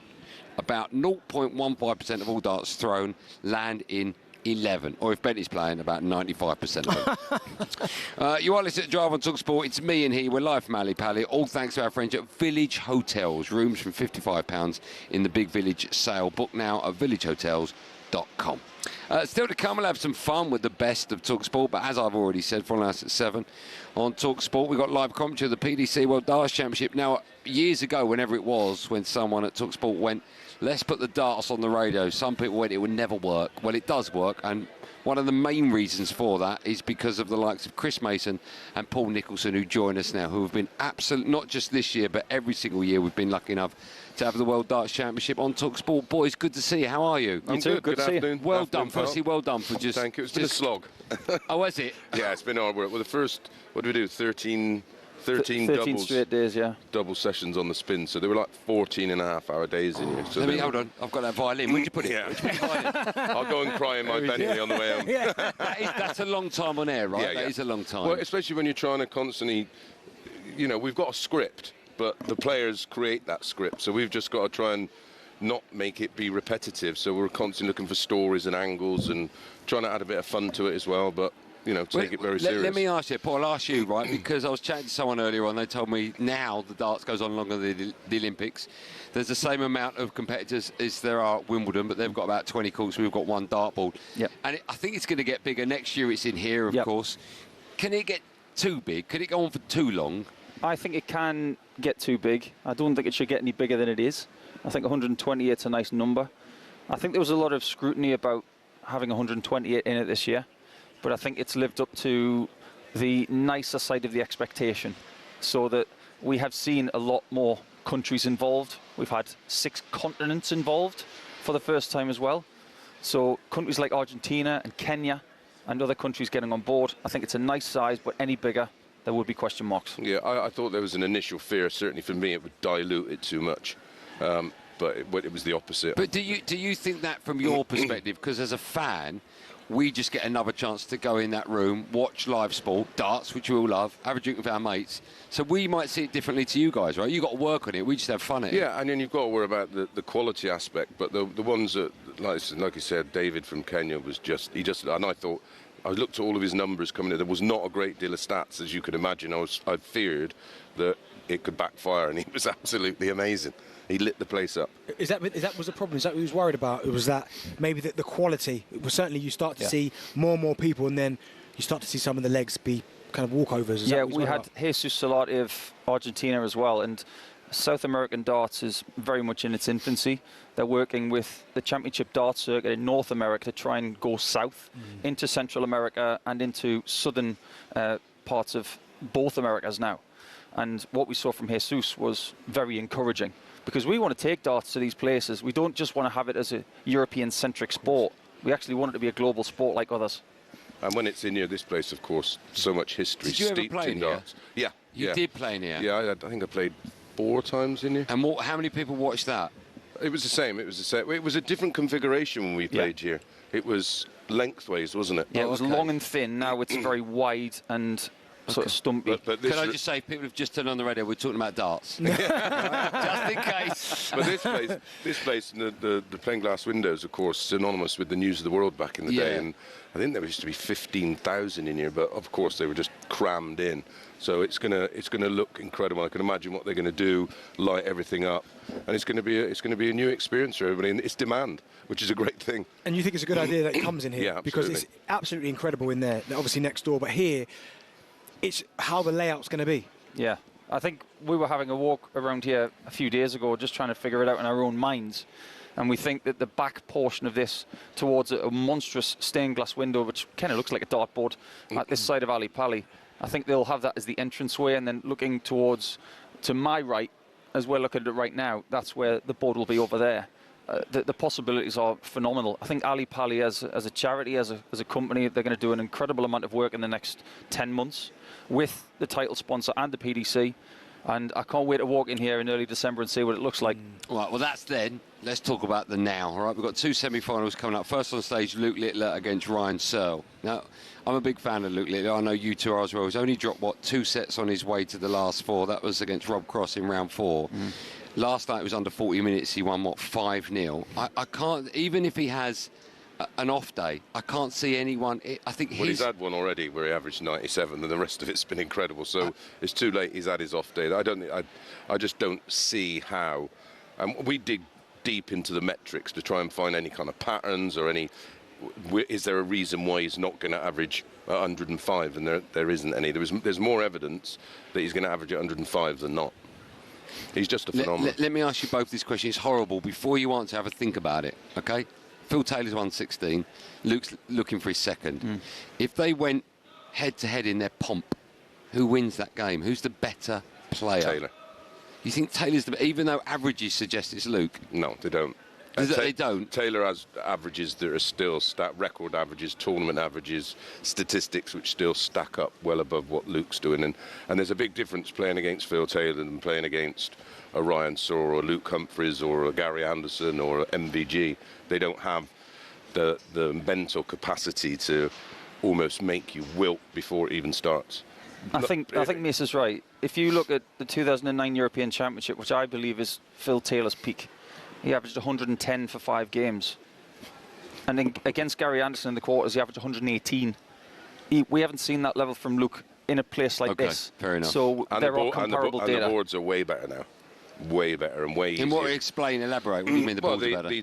Because they've got the wires even thinner, the target area is even bigger. So the boards that I would have been playing on in the late 90s are between, depending on which brand, the modern board today is between 12 and 15% bigger. So when people talk about Bristow and, oh, we only averaged 95, put 12% on it. The actual size of the ball was the same. Size of the but ball the actual area that you could throw a dart into is bigger now because the wires are a lot thinner. Yeah, so they basically... And what percentage is that? And it's a bit like what they do. It's between 12 and 15% bigger. That's huge. Yeah, with a game about small margins, you know, it makes a huge difference. And of course, it's better for the fans. So you get more 180s. But look when 9-darters started happening. It's not a coincidence. So me ask you then, Paul. Yeah. Do you think then Littler's at his peak, or because how much further can he go? Because right now he's showing us things that be like, whoa, mind blowing. So how much better can he get? Because that's quite scary. I think there's going to be a peak from him. There's going to be a tournament he plays in the next 5 years where we think it can't get any better than that. I haven't seen his peak yet. I've seen him average 117 in best of 7 legs. That's the kind of level we can expect from him in set play. He set a set average record here last year of 140. I can't even conceive of anybody getting any better than that, because that was 32 darts in a set. I mean, some people takes me a leg, 32 darts. Guilty. So I think there's going to be a tournament where he finds the sweet spot, a bit like Taylor did in 2009 at the Euros. In Hoofddorp in the Netherlands, and I just think he'll probably average 112, 115 for a tournament. I think if he takes the sport seriously, which probably sounds mad, but he didn't even bring a dartboard with him. What do you mean? Well, you're staying in a rented house, so the players now have all these, what they called them, like a travel board that comes up on a frame, gives you an hockey, and you can practice. You don't do that? Didn't bring one with him, didn't bother practicing. That's crazy. But John Daly was a great golfer, and he didn't used to go to the range much. No. Yeah, but it's different to taking a golf club in your bedroom, isn't it? Yeah, true. Yeah, it could do a bit of damage. Yeah, I think at the moment, because he's so, he started so young, and it's like when you learn how to walk, it just becomes second nature. Darts to him and throwing at the board just is second nature because it's inbuilt. But at some point, when, you know, what's the phrase? Hard work beats talent when talent don't work hard. He will reach a point where everybody will sort of catch him up a little bit, and then he might have to graft. We've sadly got to let you go. Give me a prediction for both Luke Littler. These are both live on talkSPORT, by the way. Build up begins from 7 week. Come off air. Luke Littler, what score will he beat Ryan Searle? Sorry, Ryan Searle fans. I'm being honest. We all think Luke's going to win. I think we've already said that Littler's going to win the game because all the metrics do tell us this. I think Littler's going to win 6 sets to 1. Okay, and the other one, which is second up, Gary Anderson against Gian van Veen. How will that go? This could be absolutely anything. They met once before in the Slam, 16-14. It was a while ago. It was 2024 in favour of Anderson. So if Van Veen was that close to him then, this version of Van Veen's better than that version. So I think this could go 6-5 either way. But okay. Boys, listen, keep up the great work. I mean, darts doesn't work unless you two work, so that's very kind. Before I let you go, since we came on here, Darren Bent has been trying to hit a 180. If he hits the treble, it stays there. You two are professional dart players, right? You can choose one of them to take you 3 darts. Who do you want to do it? Chris, if you'd like to step up these 3, you've got to put your foot on the hockey there. I'll talk you through it if you're not lucky enough to be watching. By the way, it's about 7 foot. It's freezing cold. I've got a coat on, but no excuses. Okay, you could take your headphones off. Because I saw Paul throw earlier, so we've seen him throw. Here we go, Chris. First dart, he's got to get 1 treble. It gets out the board, so nothing there. That's a... Oh, dear, maybe you shouldn't be watching this one. He got 3 of them. he got none of them. Boys, keep up the great work. Thank you so much. Thanks, a round of applause for wonderful Chris Mason, Paul Nicholson. We're going to have a quick break. I'm looking at my producer. Is Gary Anderson going to join us next? He's given me a thumb up, so make sure you stay with us. Semi-finalist Gary Anderson joins me and Bentley live or drive on talkSPORT right after this.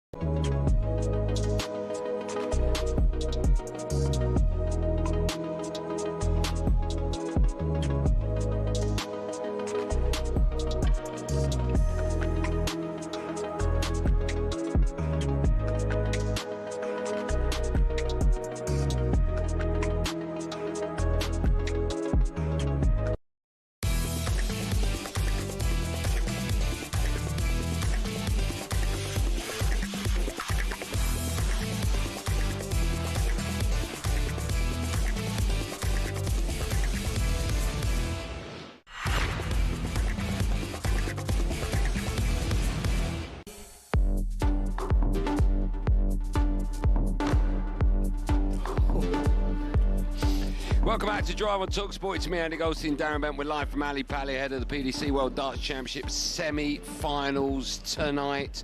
And joining us now is one of the men in action. It gives me great pleasure to say hello to the legend that is Gary Anderson. Hello, legend Gary Anderson. All right, how you doing, boys? Oh, good. Let me just put that in front of your mouth so people at home can hear you. How are you, sir? Yeah, good. Good. Firstly, thank you so much for coming down to join us today, because I'm guessing it's such a busy afternoon for you guys, right? Yeah. Supposed to be down there practicing, getting ready. We got a dartboard there if you want to process. Just tell us about what you've been up to today then. Have you practiced yet today? Not a lot, just a nice lazy day in the room. Wife and kids were out shopping, so I had a nice peaceful afternoon. When you arrived here at Ali Pali, it feels like about 18 months ago for this year's World Championship. It's a long event now. Yeah. Genuinely, what were your aspirations realistically? What were you hoping to achieve? Just get past the first round. You know, every one of us, even Luke Humphries, is getting past that first game. There's a lot of pressure on that first game, and then after that, whatever happens, happens. Do you think the first round is long enough? I've always had this problem. I think first to 3 sets, it could cause an upset too early. It's good though, isn't it? It's good. I mean, I went out first round last year to Jeffrey, and yeah, I think if I'd waited longer, I was still going to get beat with him anyway, so it didn't really matter. But it throws up some good results. Is it a case of now you have to start fast? You've got to nowadays. I mean, the talent that's coming through in the darts, well, it's second to none now, so it's getting harder and harder every year. Have you noticed that as well? Because we were speaking before about some of the young players that are coming through. We had obviously Van der Veen, that's coming through, 23 years old. This emergence of a young darts player. Have you noticed that the level just going up and up and up? The level's not going up. It's the same as what we boys are still hitting. You know, us old lads.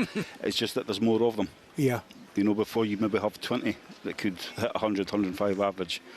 Now you've got 128, so it's no. I wouldn't say they're getting any better than us, or better as in averages wise. There's just more that can hit them.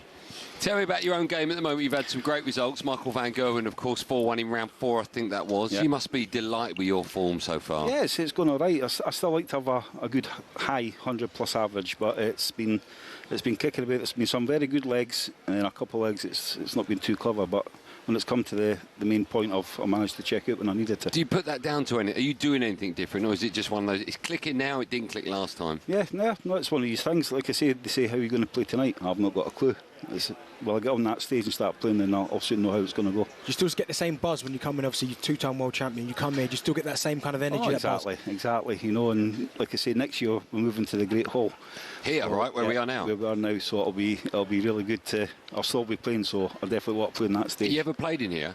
No. You haven't, because obviously it news the World Championship. I know you weren't about there, I know that. I know that. You might have come as a fan to watch, I don't know. Yeah. Listen, Benny mentioned that you're two-time champion of the world. You did it 2 times on the bounce. Very rare. It doesn't happen. And I lost in the third against Michael van Gerwen. That's right. Yeah. But to get 2 on the bounce is very rare. Luke Littler's looking to achieve that this year. How difficult is it to defend a world title? It's hard enough winning one, never mind defending it, you know. And when I came back the second year, right for the word go, my darts were brilliant. You know, I played really well, and yeah, it's just one of the things. But it's like I say, getting here and playing in this World Championships, that's the hardest part of this tournament. I wouldn't say winning it, it's just getting here and playing it and finding it on that stage. You've got a good record against your opponent tonight. Do you know it? I know it if you don't. Do you know it? Don't jinx me.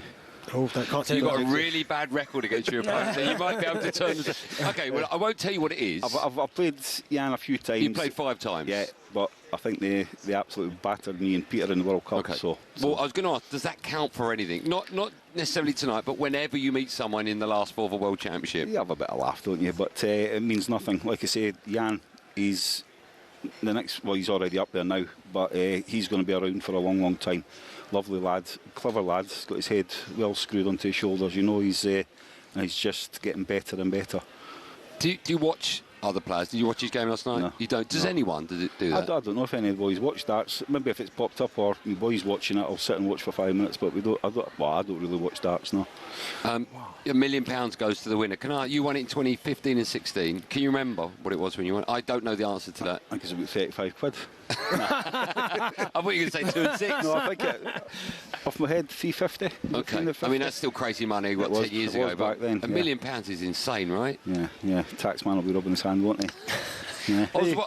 I was watching you, I think yesterday you were interviewed about just how big darts is now and how many tournaments there are to play in and how difficult it is for darts players to play in every single event. You don't do that now. You pick and choose, right? I do. I mean, it's the travelling. I mean, it's great to be these youngsters. You know, they go over all over the world. I've been all over the world and I've loved every minute of it. You know, I've seen countries that I've dreamt about going to, but I've done it with playing darts. But it's a hectic schedule. It's really bad, especially for the Premier League players. Yeah.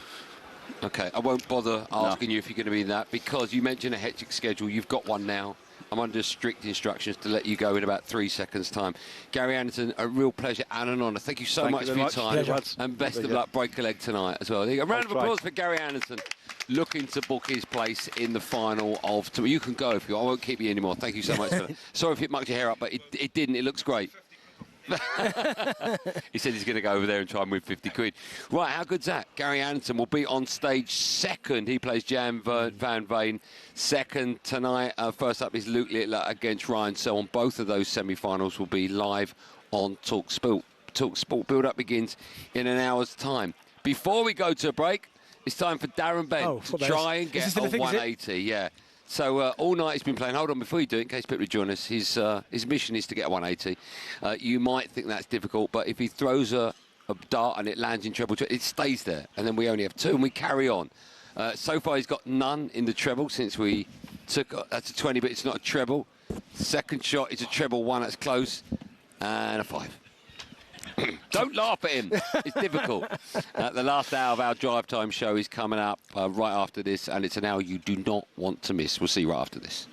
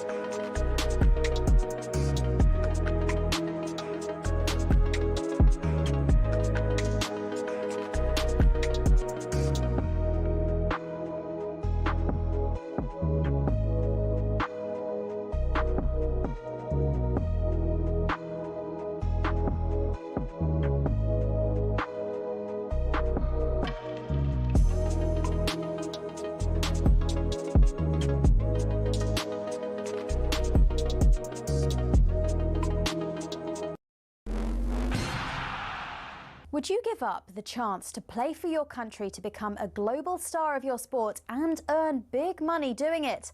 Well, that's the choice facing rugby players right now because of the proposed new R360 League. Led by 2003 World Cup winner Mike Tindall, it's already being backed by major investors. Its goal? Turn Rugby Union into franchises, not clubs, add some serious cash and a bit of razzmatazz. Or in their words, make the game more watchable, accessible and entertaining, especially for younger audiences. But there's been a huge pushback, a massive no way from the current game. So what exactly is R360 and why is it controversial? Rugby Union is facing challenges on a domestic level right now. There's huge financial instability across even top-tier clubs. The English game has seen leading clubs like Wasps, London Irish and Worcester go out of business in the top flight. The Welsh provincial game is in total disarray too. R360 says they would remove what are easily some clubs' biggest expenses, i.e. the big stars, and therefore make more of them profitable. So the plan is to inject a new lease of life into the sport. But how exactly? Top stars of the men and women's game playing for a franchise-based league with fixtures in cities like London, Miami, Tokyo and Lisbon. Each city would host a tournament featuring all the franchises during a short 3-month season. And though no players have officially confirmed, reports suggest around 200 have signed pre-contracts, some worth up to 750 grand. And if that's the pre-contract, you can imagine where the full wages will get to. Problem is, the rest of rugby says no. In fact, no way. The national unions from England, Scotland, Ireland, France, Italy, South Africa, New Zealand and Australia have declared any player joining R360 will be banned from test selection. World Rugby's also not approved the league. Many fear it echoes football's failed European Super League, a top-down, money-driven idea that could damage the sport's traditions. So is it dead already? Well, Rugby Union is at a crossroads. Some may be against it, but we know others are being swayed by the cash. So will everything work itself out? Or after the European Super League and Live Golf, have we got sport's next big scandal on our hands?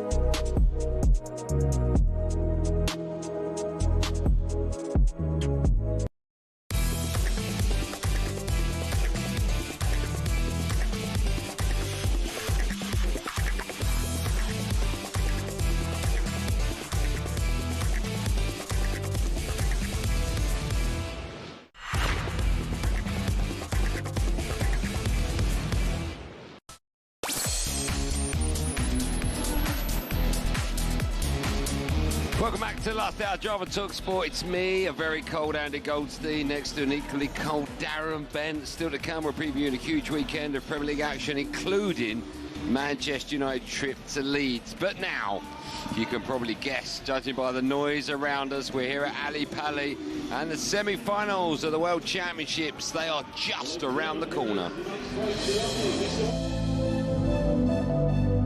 Double 16, he only needed one. And for the first time, Gian van Veen goes through to the semi-finals of the PDC World Darts. How can you not love this sport? Uncharted territory for the man from Devon. Makes it through to the last four, Alexandra Palace, for the first time ever. This is heavyweight darts. It's seldom you come across any sportsman that changes the face. Luke Littler once again through to the final four here. Business taken care of. Obviously Gary's in the other half, so obviously could it be me and Gary in the final? Could I go back to back? We'll never know. Darts is simply magnificent. Yeah, we're just over an hour away now from the start of play at Ali Pali, with Luke Littler taking to the stage against Ryan Searle in the first semi-final tonight. Now, earlier on, I did our next two guests a disservice. I said darts only works on the radio because of Chris Mason and Paul Nicholson. I forgot about Mark Wilson and Ian Danton that make up our brilliant quartet of darters or dart commentators. Either way, Mark and Dance, good to see you both. We're not going to argue with that, are we? No. I have to say that it only works darts on the radio because of you four. I said you two, they'll take all the credit. But you four have been nothing short of brilliant whenever you do the darts for talkSPORT. And I just feel, I don't know about you, but I always feel every time we get to a World Championship every year, it gets bigger and bigger and better and better. We're at the last four stage now. We've got today and then it all ends tomorrow night. How have you found this year's World Championships, Dance? It's been extraordinary. I mean, the field was expanded this year to 128 players for the first time, so that's a novelty. We've seen some incredible stories throughout, haven't we, Mark? We've seen, like, Nitin Kumar, an Indian winner for the first time. We've seen Justin Hood on debut surprise everybody by getting all the way through to the quarterfinals. We've seen, you know, great atmospheres. Here we are in this room where next year this is where the action will take place, in this great hall. There's been so many wonderful moments, haven't they? I think when they expanded the field, you worried, are there going to be a lot of one-sided games? And we've seen stars from Japan, from Switzerland, from India, America winning games here for the first time. I think it's worked, and I think the fact that we've seen a guy from Africa win on this stage here, what's that going to do for darts in Africa? You know, they can get here, win 15,000 just for getting here, and the riches of the world are on offer. So I think it's just expanded everything. We're down to the last 4, Dan. Do we have the best 4 left? Well, that's normally what happens. And nobody's got here by fluke. Nobody's got here by sheer, luck. Everyone's worked hard. Ryan Searle has never made it this far before, nor has Van Veen. Anderson and Littler know what it takes to go all the way and lift the thing. Searle, I'm a bit of a Searle fanboy. I've been a fan of his for some time. Delighted that he's made. He's such a shy and unassuming fella. He's talked in great detail about the visual stigmatism that he suffers from, that he's passed on to his daughter. But he's got through to the last 4, played some smashing stuff. But Van Veen, there's something about what he's doing, I think, at these championships that's making everybody think, well, if somebody can give Littler a game, maybe it's him. Absolutely can. You look at the stat. You mentioned, have we got the best 4? Yeah, we have. You look at the stats, that bears that out. These are at the top of all the big stats, all the big averages, top 5 averages in the tournament from the 4 guys that we're going to see tonight. So it's going to be a cracking night. Well, Daz, let me ask you, in terms of shocks, because as you said, Van Veen, he's been incredible, but that last night was almost like a statement. I know he's beaten him 4 times previous to that. Yes. But to do it in the manner that he did it, that would have made everyone go, oh, OK. Well, that just shows that it's not coincidence that what he'd done before the European Championships and other events where Van Veen had got the knock on Humphries. And you could see about 2/3 of the way through that game, Luke was probably thinking, I can't do anything here. There's nothing I can do to wrest control of this game back from Van Veen. Hugely impressive. There have been other great shocks in this tournament. One of the games of the tournament I covered was Justin Hood knocking out Danny Nopper. Oh, wow. In one of the early, and Mark was calling me the game pig because I was picking out all these games that went to sudden death legs, but that was just an extraordinary game of darts. And the story of Justin Hood, let's see how that develops into next year. There's all the jokes about buying a Chinese restaurant and all that with the winnings that he's made, but genuinely, his first year on tour, he's broken into the top 100. What can he do next year? Because he said to me in an interview he felt he was being a bit lazy about the amount he practiced. So if he applies himself going into this year, what can he achieve? Daz, when Benty asked you about Luke Littler, you said Van Veen might give him a run for his money. Does that mean Van Veen beats Gary Anderson tonight then? We've been talking about that, haven't we? And it's certainly not impossible. But I mean, Ando has been posting some fantastic ton-plus averages, hasn't he? Yeah, he has. But I think the key stat for me, in the difference I think that will be tonight, is that Van Veen's finishing has been magnificent. Gary's has been OK. And he was very good against Hood. He went on a spell of finishing that won him the game. He's going to have to do that again tonight. I think if he's fractionally off on his finishing, I think Gian will beat him. I mean, we've seen this guy rewind to the beginning of last year. Seen him in tears in the hotel, Gian van Veen. He lost in a Pro Tour event. He missed I think 7 darts to win his first ever title. And he was there in tears. I saw him the next day and he admitted he wasn't going to turn up. He turned up and he won the event. He beat Luke Humphries in the final, and since then he's just taken off, won the European Championship. He's gone from a guy who hopes he can win to a guy that knows he can win, and I think that's what makes him dangerous tonight against Gary Anderson, who's an outstanding player, but I think if Van Veen's on form, he wins. Never forget Van Veen's played through dartitis as well. He's one of those players who's suffered for that in recent times. from that. You did against Gabby, didn't you? Yeah. Did a sudden bout of dartitis against Gabby Agbonlahor. Who knew? Both elbows. So let me ask you about Van Veen, because to beat a world champion, of course, like Gary Anderson has been there back-to-back. He's won world championships, so he's got that experience to get that over the line. But the fact Van Veen beat a former world champion last night in Luke Humphries, will that give him massive credit going into tonight? Yeah, sure. I think also knowing that he's pretty much a shoo-in for the Premier League will give him a huge boost of confidence. He wasn't aware necessarily before he gave his written media press conference last night that being a top 4 player guarantees you a Premier League pick, Van Veen. So he was slightly taken aback by the realisation of what he's done and what that leads to. So everything's little stages. Okay, so he's taking everything in his stride, it seems to me, in the same way that Luke did a couple of years ago, right? Yeah, he did, but I think Gary enjoys being written off. I think the fact that everyone's saying Van Veen's going to beat it, that he'll be listening or whatever to all the hype, and he'll be good. Because the first thing he said to me last night when I said, you're going to have a tough tie in the semi-finals, he said, well, what about them? They're going to have a tough tie as well. So if he comes and plays his best game, we could have an absolute blockbuster. It could go right to the very end. Mike, let me ask you, I grew up in an era where it was either Jockey Wilson, John Lowe or Eric Bristow. It's one of those, I mean, there would be other dart winners around that, but it's usually one of those got to the final and was winning it. Then we had the dominance of Phil Taylor. Now we've got the emergence of Luke Littler that I think if he wants to could be world #1 world champion for the next 15, 20 years. We've seen it in other sports. Steve Davis, snooker in the 80s, Stephen Hendry, snooker in the 90s and so on. We see it in tennis. Do you prefer dominance? Do you prefer Littler winning this year, next year? Or would you like, we've got 3 other players that are going to try and stop him. Do you think it's better for darts if we have a different winner every year or the same winner? I think Luke Littler has changed this sport, like it or not, and I think the players will admit that. He's shot to prominence at the time. The TV deal's getting, the money now is going through the roof, and the money's going to keep going through the roof. They're going to be playing for more and more money. So he's great for darts. Is it good he wins all the time? It's up to everyone else to stop him. It's not his fault. If he beats everyone, then he beats them. Yeah. What do you think, Dan? Is it good if we get a dominant figure in sport, in darts? Taylor did incredible things for the PDC in its infancy. You have to remember when the PDC split from the BDO, it was a smaller organisation, but it was Taylor's charisma and his ability and his averages and his success that drove the success of the PDC, aided and abetted, of course, by Barry Hearn and players like Nico and Mace getting involved, and it's become this extraordinary organisation that you witness now with what we have here. We've had different years, different winners every year for the past few years. The last back-to-back winner was Gary Anderson, 2015, 2016. Yeah. So we've had different winners every year here at the Alexandra Palace. It doesn't affect darts if Littler wins again this year. In fact, we were going through the list, weren't we, just in our little green room about who's won the major tournaments this year. It has been Littler. Shouldn't forget Humphreys, who won the Premier League, and Michael Van Gerwen. Yeah. There's been three players between them who've won all the major tournaments this year. What's surprising me the most about that is you've got your own little green room.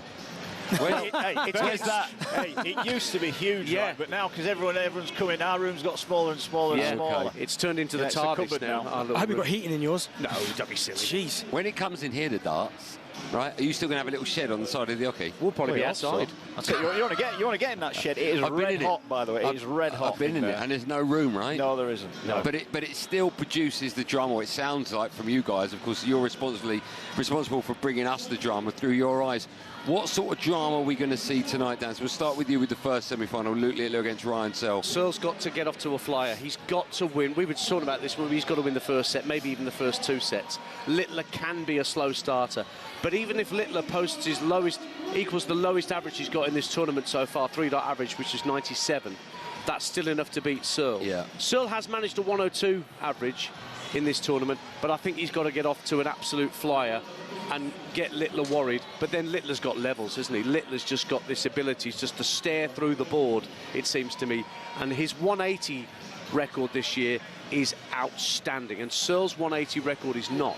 So it's getting down to those finishes. You can't win it in the first 3 sets, but you think he could lose it in the first 3? I think he could get blown away, and if there is a criticism, I'm criticising a guy that's got to the semi-final for the first time. But if there is a criticism of Ryan, when he gets behind, his head can drop. So I'm with Dance. If he starts well, he's got a chance, but the stats say he's going to have to outperform himself to do anything. I think he's got to improve his 180 record. His doubling record's great. He gets Searle on tops, like Littler on 10s, then it's pretty much home and hose that he's going to hit that double in one visit. Littler.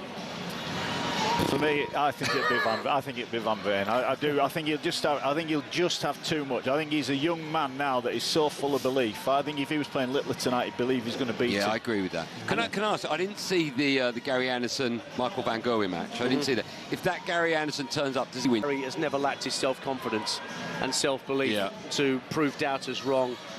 Because he could easily have drifted out of this sport, couldn't he? He could have, not shown as much interest in the sport. He doesn't particularly want to do Premier League, and there's another argument to be had. If he makes top 4, he does well at this tournament, and he gets an invite to the Premier League, because he'll almost certainly turn that down. That's a debate for another day. But what he's proved is that there is life in the old dog yet. Well, I could say that about both of you. I said to Chris Mason, Paul Nicholson, I'll say to you, Mark Wilson, Ian Dancer, darts only works on the radios when you two work on the darts. So keep up the great work for talkSPORT. I think it'll be a great night of darts as well. But for the time in, should we have a round of applause for Mark Wilson and Ian Dante? Should we do that? Hey? That was more for Mark, if I'm being honest. By the way, before I let you go, I don't know if you're aware, Bent's task is to get 180 Has he tonight. got any yet? What, from this distance? Yeah, I know. All he's got to do. You ever go dance? Oh, do you want dance to throw for you? Yes, I do. So all you've got to do, listen, is Sit at you've got to 180. land 1 or 2, or obviously 3. But if you land 1, next time he throws, that one stays. Okay. So Ian Dante's first dart is a single 20. Second dart is, I think, a 20. So I'm glad they asked you, Dan. Still no one's going to do it. Get out, both of you. Good work. Keep up the great work. Guys. You can hear more from those two superstars from 7 o'clock. That's when we begin our coverage of course, live commentary of both semi-finals of this year's PDC World Darts Championship. Benny, just a quick word about where we are at the moment, because when we started on air, it was just you, me, and our crew. Now the doors have opened. I've seen Batman. I've seen the White Power Ranger. Yeah. I've seen. What else have I seen? I've seen a lot of... Oh, the Black Power Rangers as well there. Yeah, there's a lot of pencils walking about. There's superheroes. Traffic cones. Traffic cones, yeah. By the way, they've not opened the doors yet to the... Oh, there's lots of people over there. I am slightly frightened for my life. I bet you try to leave the headphones on. Anyone who's coming down here, if Andy leaves his headphones on, he doesn't want to say hello. Yeah. No, I do want to say hello. I just can't hear because I've got headphones. I'm here to work. And I'll be working with Darren Bent right after this. More from me and he, live from Ali Pally right after this. We'll see you in a sec.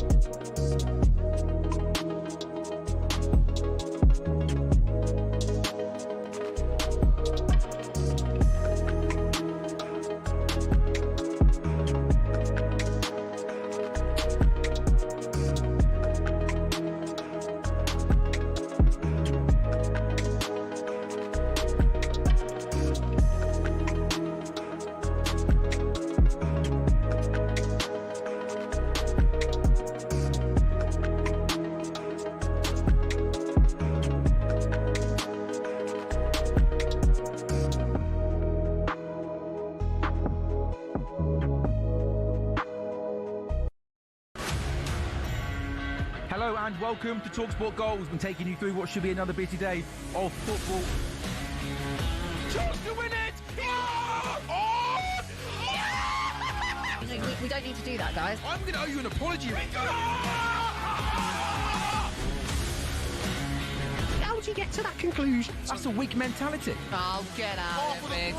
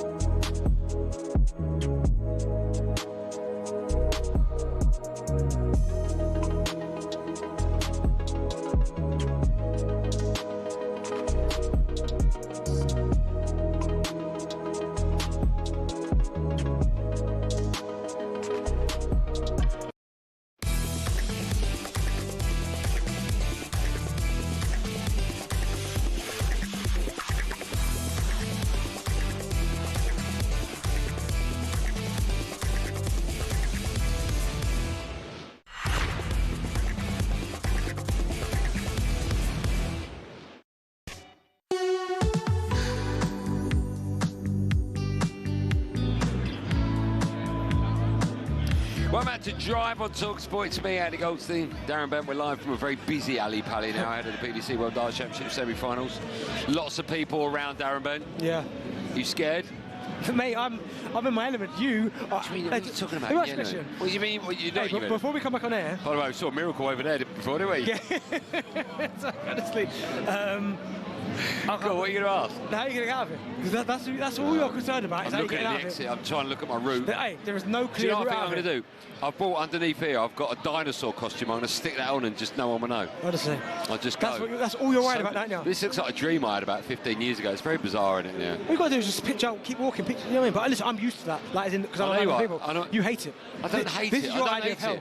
I don't hate it. But you enjoy it then? You'll stop for everyone then, yeah? The last time No, answer that. Like, everybody stop, you're going to stop. No. the last time I was here, look, the last time I was here was for the darts about 2 weeks ago, the week before Christmas. And because so many people want to come up and go, oh, you're the best. I then get the flu, I get the cold, and it ruined my Christmas. So I want to get out of here as safely as possible. Yeah, listen, you prevent the people. I'll tell you what I do. I'll put on my Darren Bent mask, no one will trouble me. Right, time now for this, everyone.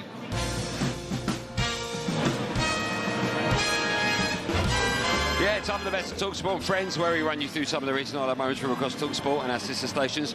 Shall we kick things off with some of the live football? Yes, we shall. Stuart Pearce, Adrian Durham, they were at the Emirates for Arsenal's 4-1 Tonkin of Aston Villa. Here's an interesting half-time take. They know each other very well. It should be an effective midfield, but it looks at times like it's non-existent. It's clearly missing Declan Rice, and I noticed Patrick Vieira's watching in the stands as well. They could do with him. They could do with Dua Lipa stiffening up that midfield as well, couldn't they? I'm not sure what she can stiffen up, to be honest with you, eh? Well, I never expected that from Stuart Pearce. That's unbelievable. Do you get stiff in the cold? That's the question Jack's written us. Occasionally, yeah. Do you get stiff? Yeah, occasionally, yeah. Yeah, I tell you, I played golf this morning. You know, I had root canal. Yeah. So in the cold, that all of a sudden that comes back. Oh, that's not good. I played paddle this morning. In the warmth? Nah, mate, no heating. I said to them, where's the heating at? Paddle box Bermondsey, no heating, freezing. Yeah, but you're running about. Unbelievable club, though. Oh, yeah, it sounds it. Just unbelievable, no freezing. Do you like a bit of Dua Lipa? Is it Dua? How do you pronounce it? Dua Lipa. It's got one or two tracks. I'm like, okay, I put my head to it, but I wouldn't. If I got on the car, she's not really one I would go for to put the music on. You wouldn't go for it? I would go Dua Lipa, bang. Which celebrity would you like to see play up front for Arsenal? Which celebrity? Denzel Washington. Dropping number 10. Goes in number 10. All right. Yeah, okay. yeah. Oh, you okay? No. Stu will be back on comms. No one's ever called him that. Aston Villa gets Nottingham Forest at 12:30 tomorrow before Adrian Durham, the GOAT, takes you around the grounds for Game Day Live. On to the breakfast show where Jamie O'Hara was alongside his old gaffer and the three-time talkSPORT darts champion Dean Saunders. Dino started the year by having a moan. I'm not drinking cheap wine anymore. Okay. There we go. I'm fed up with drinking a bottle of Sell It Bang. You know that cheap stuff that you wake up in the morning like someone's drilled your head. So you never know what's happening tomorrow. You might not be here forever. Do you know what annoys me as well? Yeah. HDMI sockets. You know the back of your TV? Yeah. When you can't get it in? Yeah, go on. You can't get it in the hole. Right. Right. Honestly, I'm struggling to get it in the hole these days. This is Jack's question, Jack's brain. Yeah. Have you ever struggled to get it in the hole?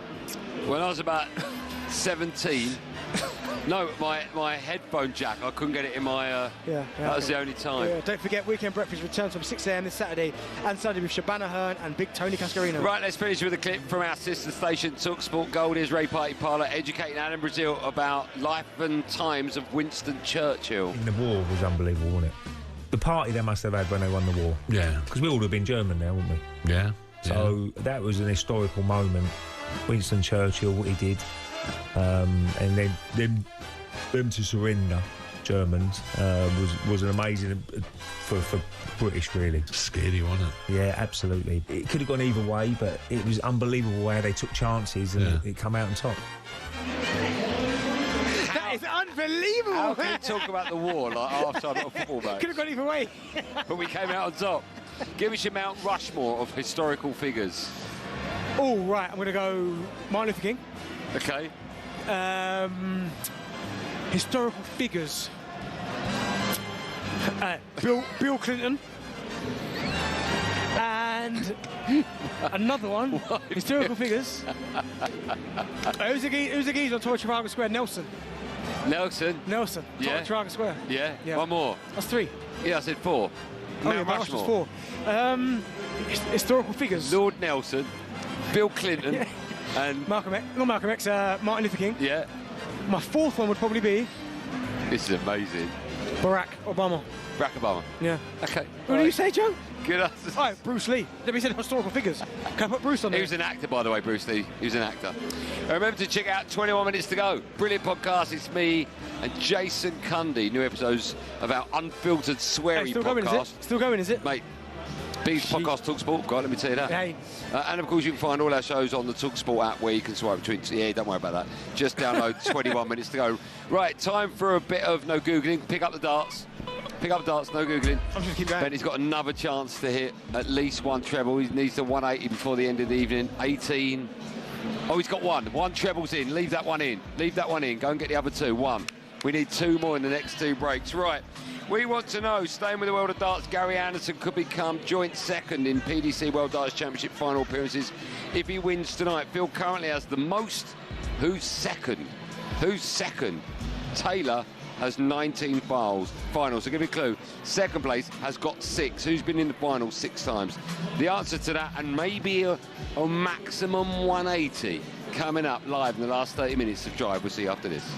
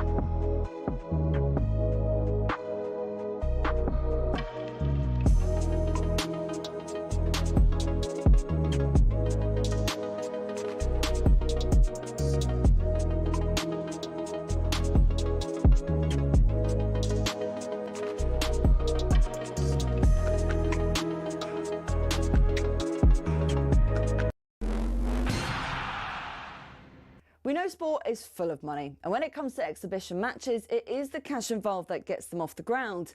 But that's what makes it even more annoying if the event falls flat. When Mike Tyson fought Jake Paul, 65 million people streamed it on Netflix, but many people complained of buffering and freezing, and the fight itself wasn't that great either. So fans got shortchanged, while Tyson and Paul took home around $60 million between them. Another one with a huge prize pot was Tiger versus Phil in 2018. That had £9 million. But again, the pay-per-view had streaming issues. Miking up the players was an anticlimax too, and the golf itself was bang average. When Ronaldo went to Saudi, we all knew money was the driving force, given his salary of £177 million a year. But then they thought, let's get Messi over for a game. So we had PSG versus the Riyadh All-Stars. Both the GOATs were past their best, but PSG still lined their pockets, charging fans a few pounds to watch it on their official channels. Although it wasn't quite as bad as the 75 quid pay-per-view where Mayweather fought McGregor.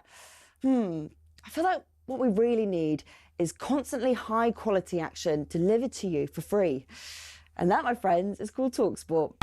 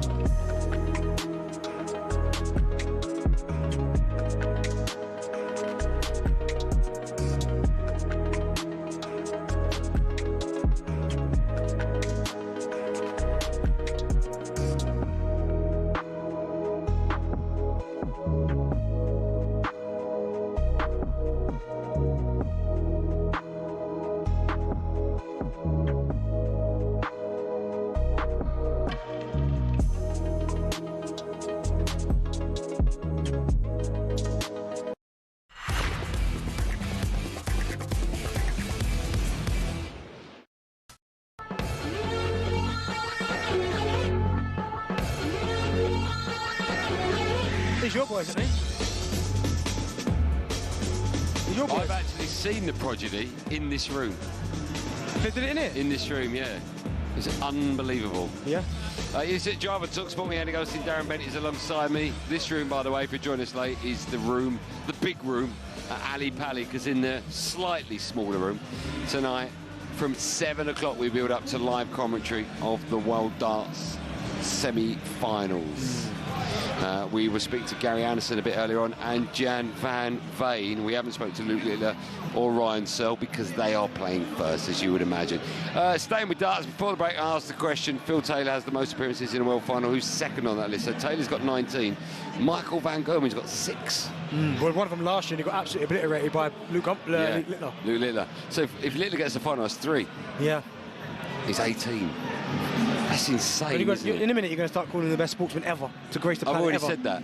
Him or Bex? Bex. Semenyo's proposed move to Man City this January will be discussed between me and you. Still to come. Pardon? Oh, okay, yeah. Okay. Semenyo's move. Yeah, Looks okay. like that's going to happen.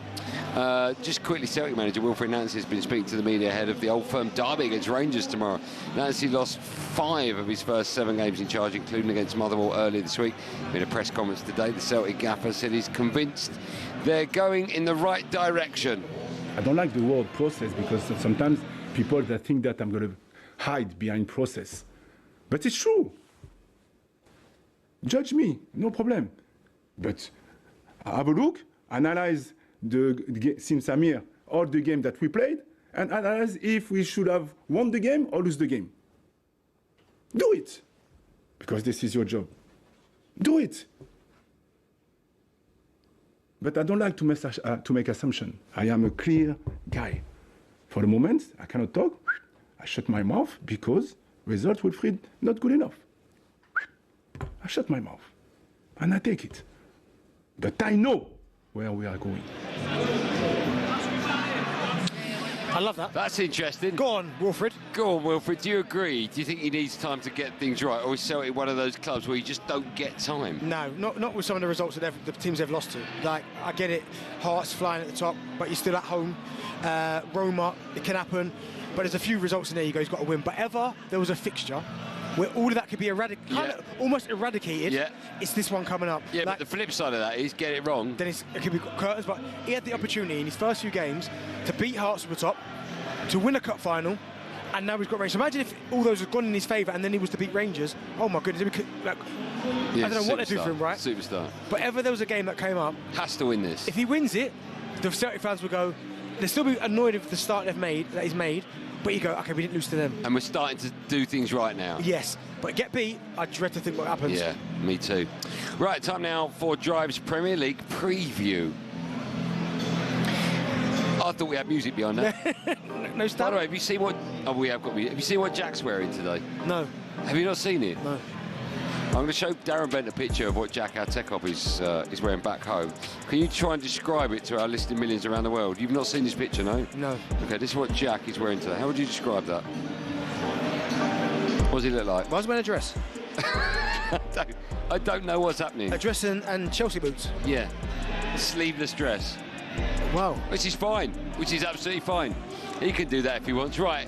Kicking off a huge weekend of Premier League action is talkSPORT's live and exclusive commentary of Aston Villa and their trip to Nottingham Forest. Villa's 11-game win streak came to an end last time out against Arsenal, but manager Unai Emery wasn't too concerned about the result. Fantastic, and we were close to score. We had chances, we didn't concede a lot, no corners and not a lot of chances. They were sometimes dominating, but we had our momentum as well to try to keep the ball possession, to attack with our structure and to create chances. The second half with their goal changed everything. And now thinking Nottingham the next Saturday at home, and of course watching how we are and try to be so demanding and so consistent in our way after, of course, this defeat. Aston Villa, they're going to finish top 4, top 5. Yeah. Top 3 is not achievable, do you think? Top 3 is achievable. We're third now. I know, but at the end of the season. Yeah, still, yeah, very much achievable for Villa, 100%. Okay. Of course, there's a lot of traffic in between that. But listen, that 11-game run they went on was absolutely incredible. But they obviously come up it's a little bit short. Like, again, I said it, I thought Arsenal were the better side with the best home record and that Arsenal would win, and I was proved right. But Aston Villa have been brilliant this season. They started off a bit slow. Morgan Rogers started off slow. Ollie Watkins started a bit slow. Didn't score a goal in their first 4 games, I think it was. Yeah. But since then, they've been pretty much faultless. And with Unai Emery, they've got a great opportunity of achieving something really successful. Now, I think they'll finish in the top 4 regardless, right? I think they've got a great chance of winning the Europa League as well. But if they can nick like a domestic, like an FA Cup. That's unbelievable. Oh my, like, if I'm Unai, I know he's not going to do it, but they're the kind of... What's bigger for Villa? Europa League or FA Cup? Either. No, but what's bigger? What do you think Villa fans will prefer? Well, it depends. I think if they were to finish in the top 4 FA Cup, yeah, I agree Champions League anyway. If they were to finish outside of the top 5, they want Champions League football. Of course. Yeah. But FA Cup's a special trophy, by the way. Yeah. Special trophy. Quick word about Forest. They've lost their last 3 league games now. They're looking like the only team West Ham might be able to catch, right?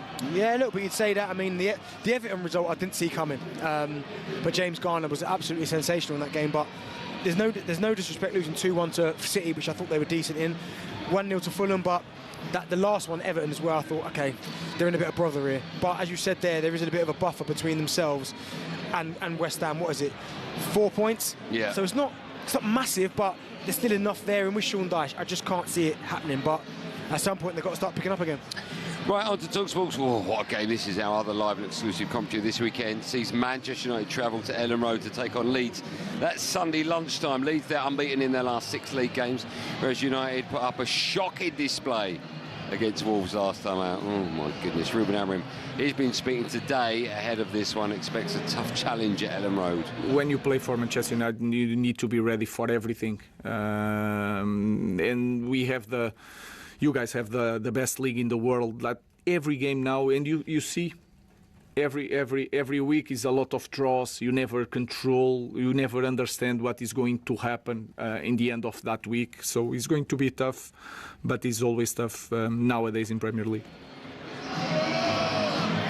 This is a horrible game for Manchester United. Man United Leeds, when I was a kid growing up, was a massive, massive game. Leeds, of course, have come up from the Championship, but they look a tough team to beat, right? And Calvert-Lewin seems to be hitting a bit of form at the right time. He was rested, I think, last time out against Liverpool. I think he's going to cause issues for Manchester United, and Ellen Road is never an easy place to go. I'm worried that Man United won't get anything out of this one. How do you see it going? Yeah, I mean, Leeds 5 unbeaten, some good points in there. The result against Palace was a really good one, 4-1. Do you know what? It's a difficult one because you're right, Calvert-Lewin's in the form of his life, playing really well, and you just don't know what to expect from Man United. I mean, that Wolves result, if I'm honest, I never saw coming. I didn't see a world where you didn't win. I didn't say it would be impossible, but I just thought you'd win that game just because you've got better players, and it didn't happen. But that's the problem we've got, Man United, so inconsistent, whereas Leeds are finding a level of consistency. 3-3 with Liverpool not long ago, 1-1 Brentford, beating Palace, drawing with Sunderland away, drawing with Liverpool again. They're starting to find that kind of mentality where they just don't get beat. They might not win many, but they're not getting beat. I think it's going to be a fascinating game, fascinating. It wasn't that long ago, so Jim Ratcliffe sat down with the press and someone asked him how long they're going to give the manager. And when he was pressed, he said at least 3 years, right? Give him 3 years, time to bed in. Couldn't he or United do anything badly enough for Sir Jim Ratcliffe to question that decision or not? Of course, if you keep losing games and sliding down the table, then of course he's gonna have to look at it. But right now, Man United, they win one game, they're in the top 4. 33. So I mean, they're on the cusp of the top 4. I know Liverpool currently occupy 4th spot with 33 points. Chelsea, I've got 30 points. You've got 30 points. I think that's the problem you've got, is that even though you've been inconsistent, you're still on like the top 4 coattail. Like you're still. Yeah, but that's because everyone's bad. Doesn't matter. I know you're right. It doesn't matter. Doesn't matter. I know. So at the end of the season, Sir Jim Ratcliffe and the rest of the Man United hierarchy will look at it, and if you're in the Champions League, it won't really matter how you've achieved it because you've achieved it. But the next season is how do you go again to the next level and how do you start competing again. But right now, unless it goes drastically wrong, he's there for a little while, and I've got no issue with that. First half against Newcastle, United went 4 at the back. Second half, they went 3. They could have conceded. They could have lost the game, actually. I know United won it. Then they went back to 3 at the back against Wolves, didn't win that game. How do you see United setting up against Leeds at Ellen Road? I'll go with a 3. I think it'll start with a 3. Yeah. And then kind of go from there. But again, at least he's shown a level of adaptability, where he's prepared to change. And he's not the stubbornness, I quite like that. Because surely he must understand in himself, if he is a little bit more flexible, people are going to give him more time. But the moment he keeps doing things and it's not working and refusing to come away from it, that's why he gets criticised. But it's going to be a fascinating game. How do you see that one going? It's live and exclusive on talkSPORT. Leeds against Man United Sunday at 12:30, Darren Bent. 2-2. Bit of Desmond Douglas. Desmond Douglas. Okay. Right, we're going to go into our last break now. Now, as things currently stand, there is one of the 3 darts in the treble 20. Yep. Benty said that when we came on air, he would get a 180. You've got 2 darts left to throw, and you've only got one more go. I know. So your last go will be at the end of the show. Yeah. So you need at least one of these to stay in treble 20. So good luck to you. One currently there, so there's only got 2 darts left. First of the 2 darts goes. I knocked it out. Oh, not the first one out. Not the first. I don't really know what to say now. We're back to square one, aren't we? Hey? The last part of our show with me and the darts champion of the world, Darren Bent, is coming up live on Drive on talkSPORT right after this. I did not expect that at all.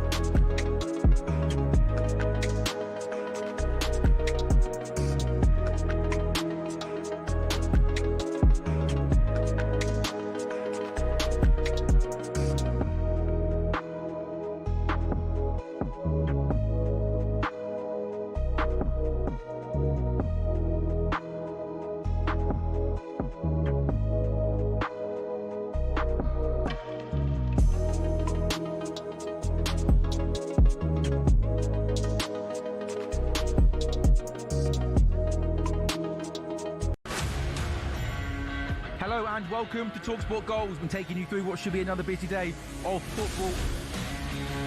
Chance to win it! We don't need to do that, guys. I'm going to owe you an apology. How would you get to that conclusion? That's a weak mentality. Oh, get out of it.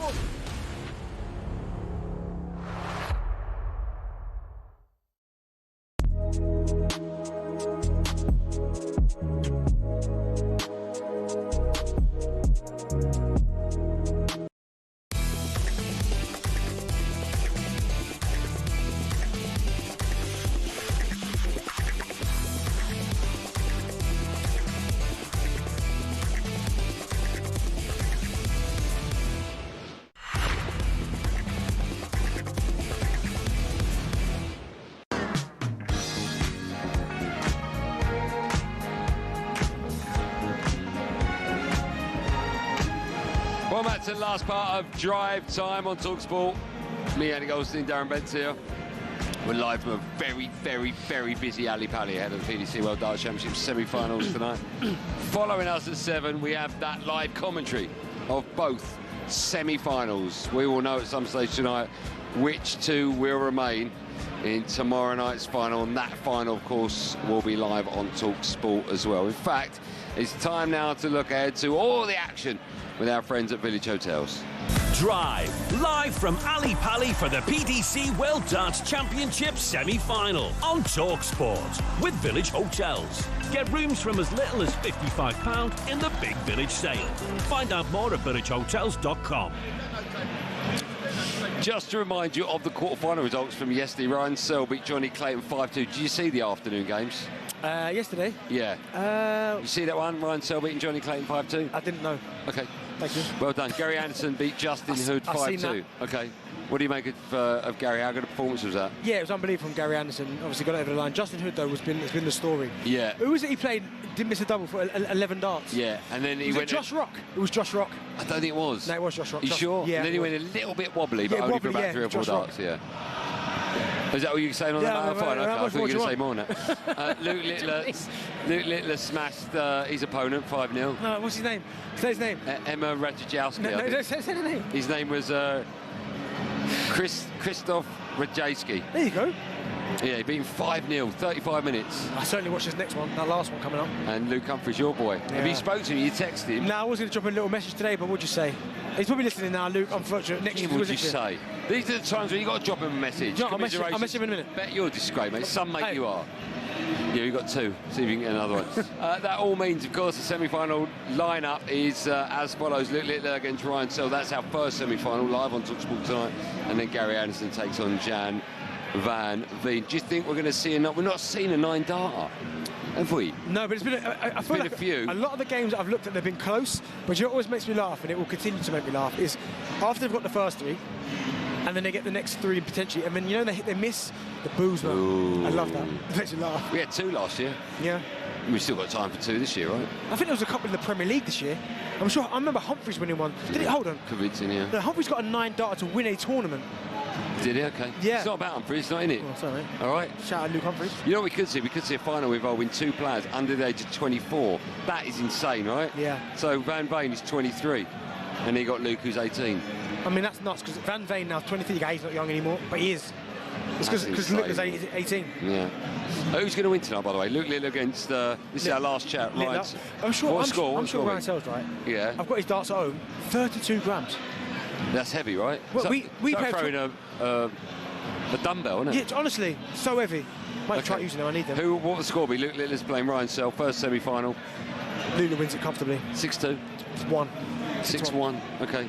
And then Gary Anderson against Gian van... that can't work, 6-2, 6-1 What type of score did you say? 6. I said 6-1. You said... Yeah, I'm going 6-1. 6-1. Okay, we don't have to agree. Yeah. And then whoever you take in the other one, I'll take the opposite. I'm going to go Gary Anderson. Okay. You're going who? I genuinely think Gian van Veen will win that, actually, comfortably. All right. 6-3. Right. Is that comfortable or not? Yeah, I don't know about Garrett beating him that comfortably. That seems a bit wide, that margin. Well, there's only one place to be to find out, and that's to stay with talkSPORT, because we've got live commentary of both semi-finals when we finish in about 7 minutes' time. That was all thanks to our friends at Village Hotels.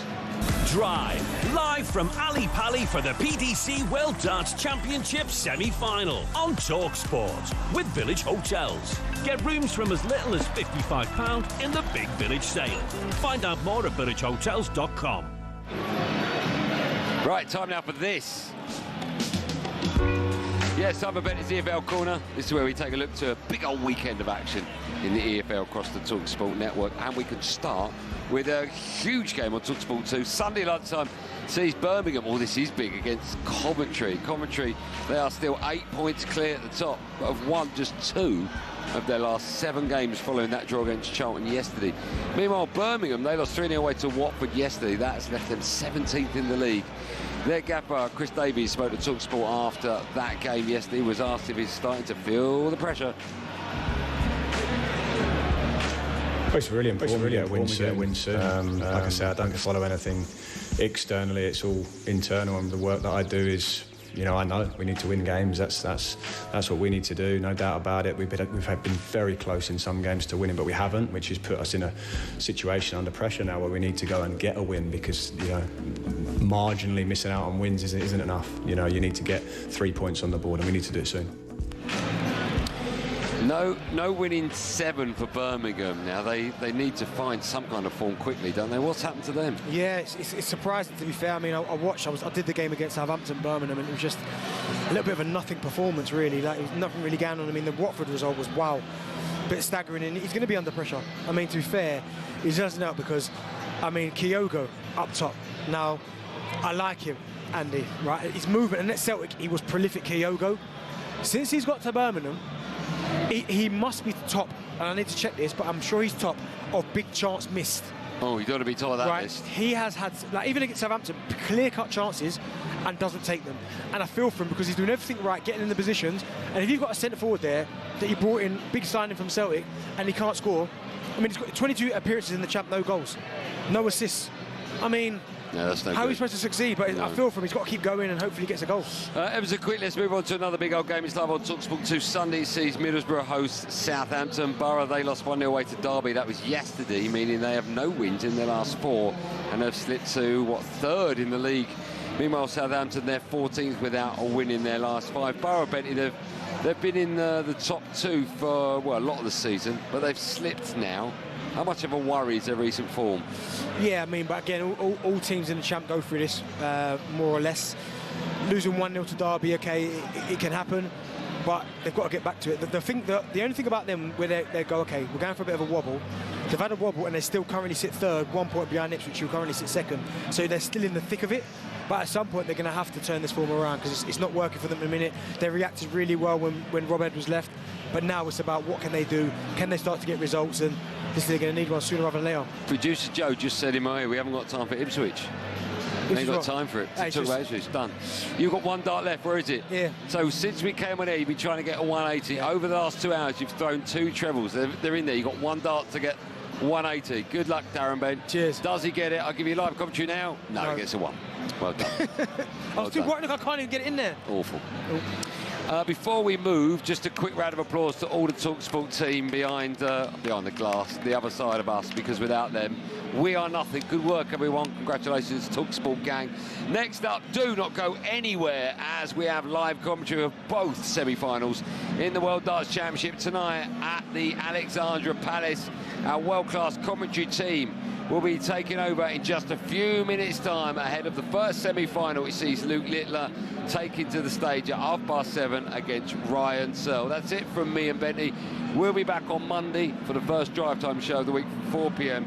Stay with talkSPORT. Live darts is coming your way right after these words. Have a great weekend. Be safe, everyone. Be safe.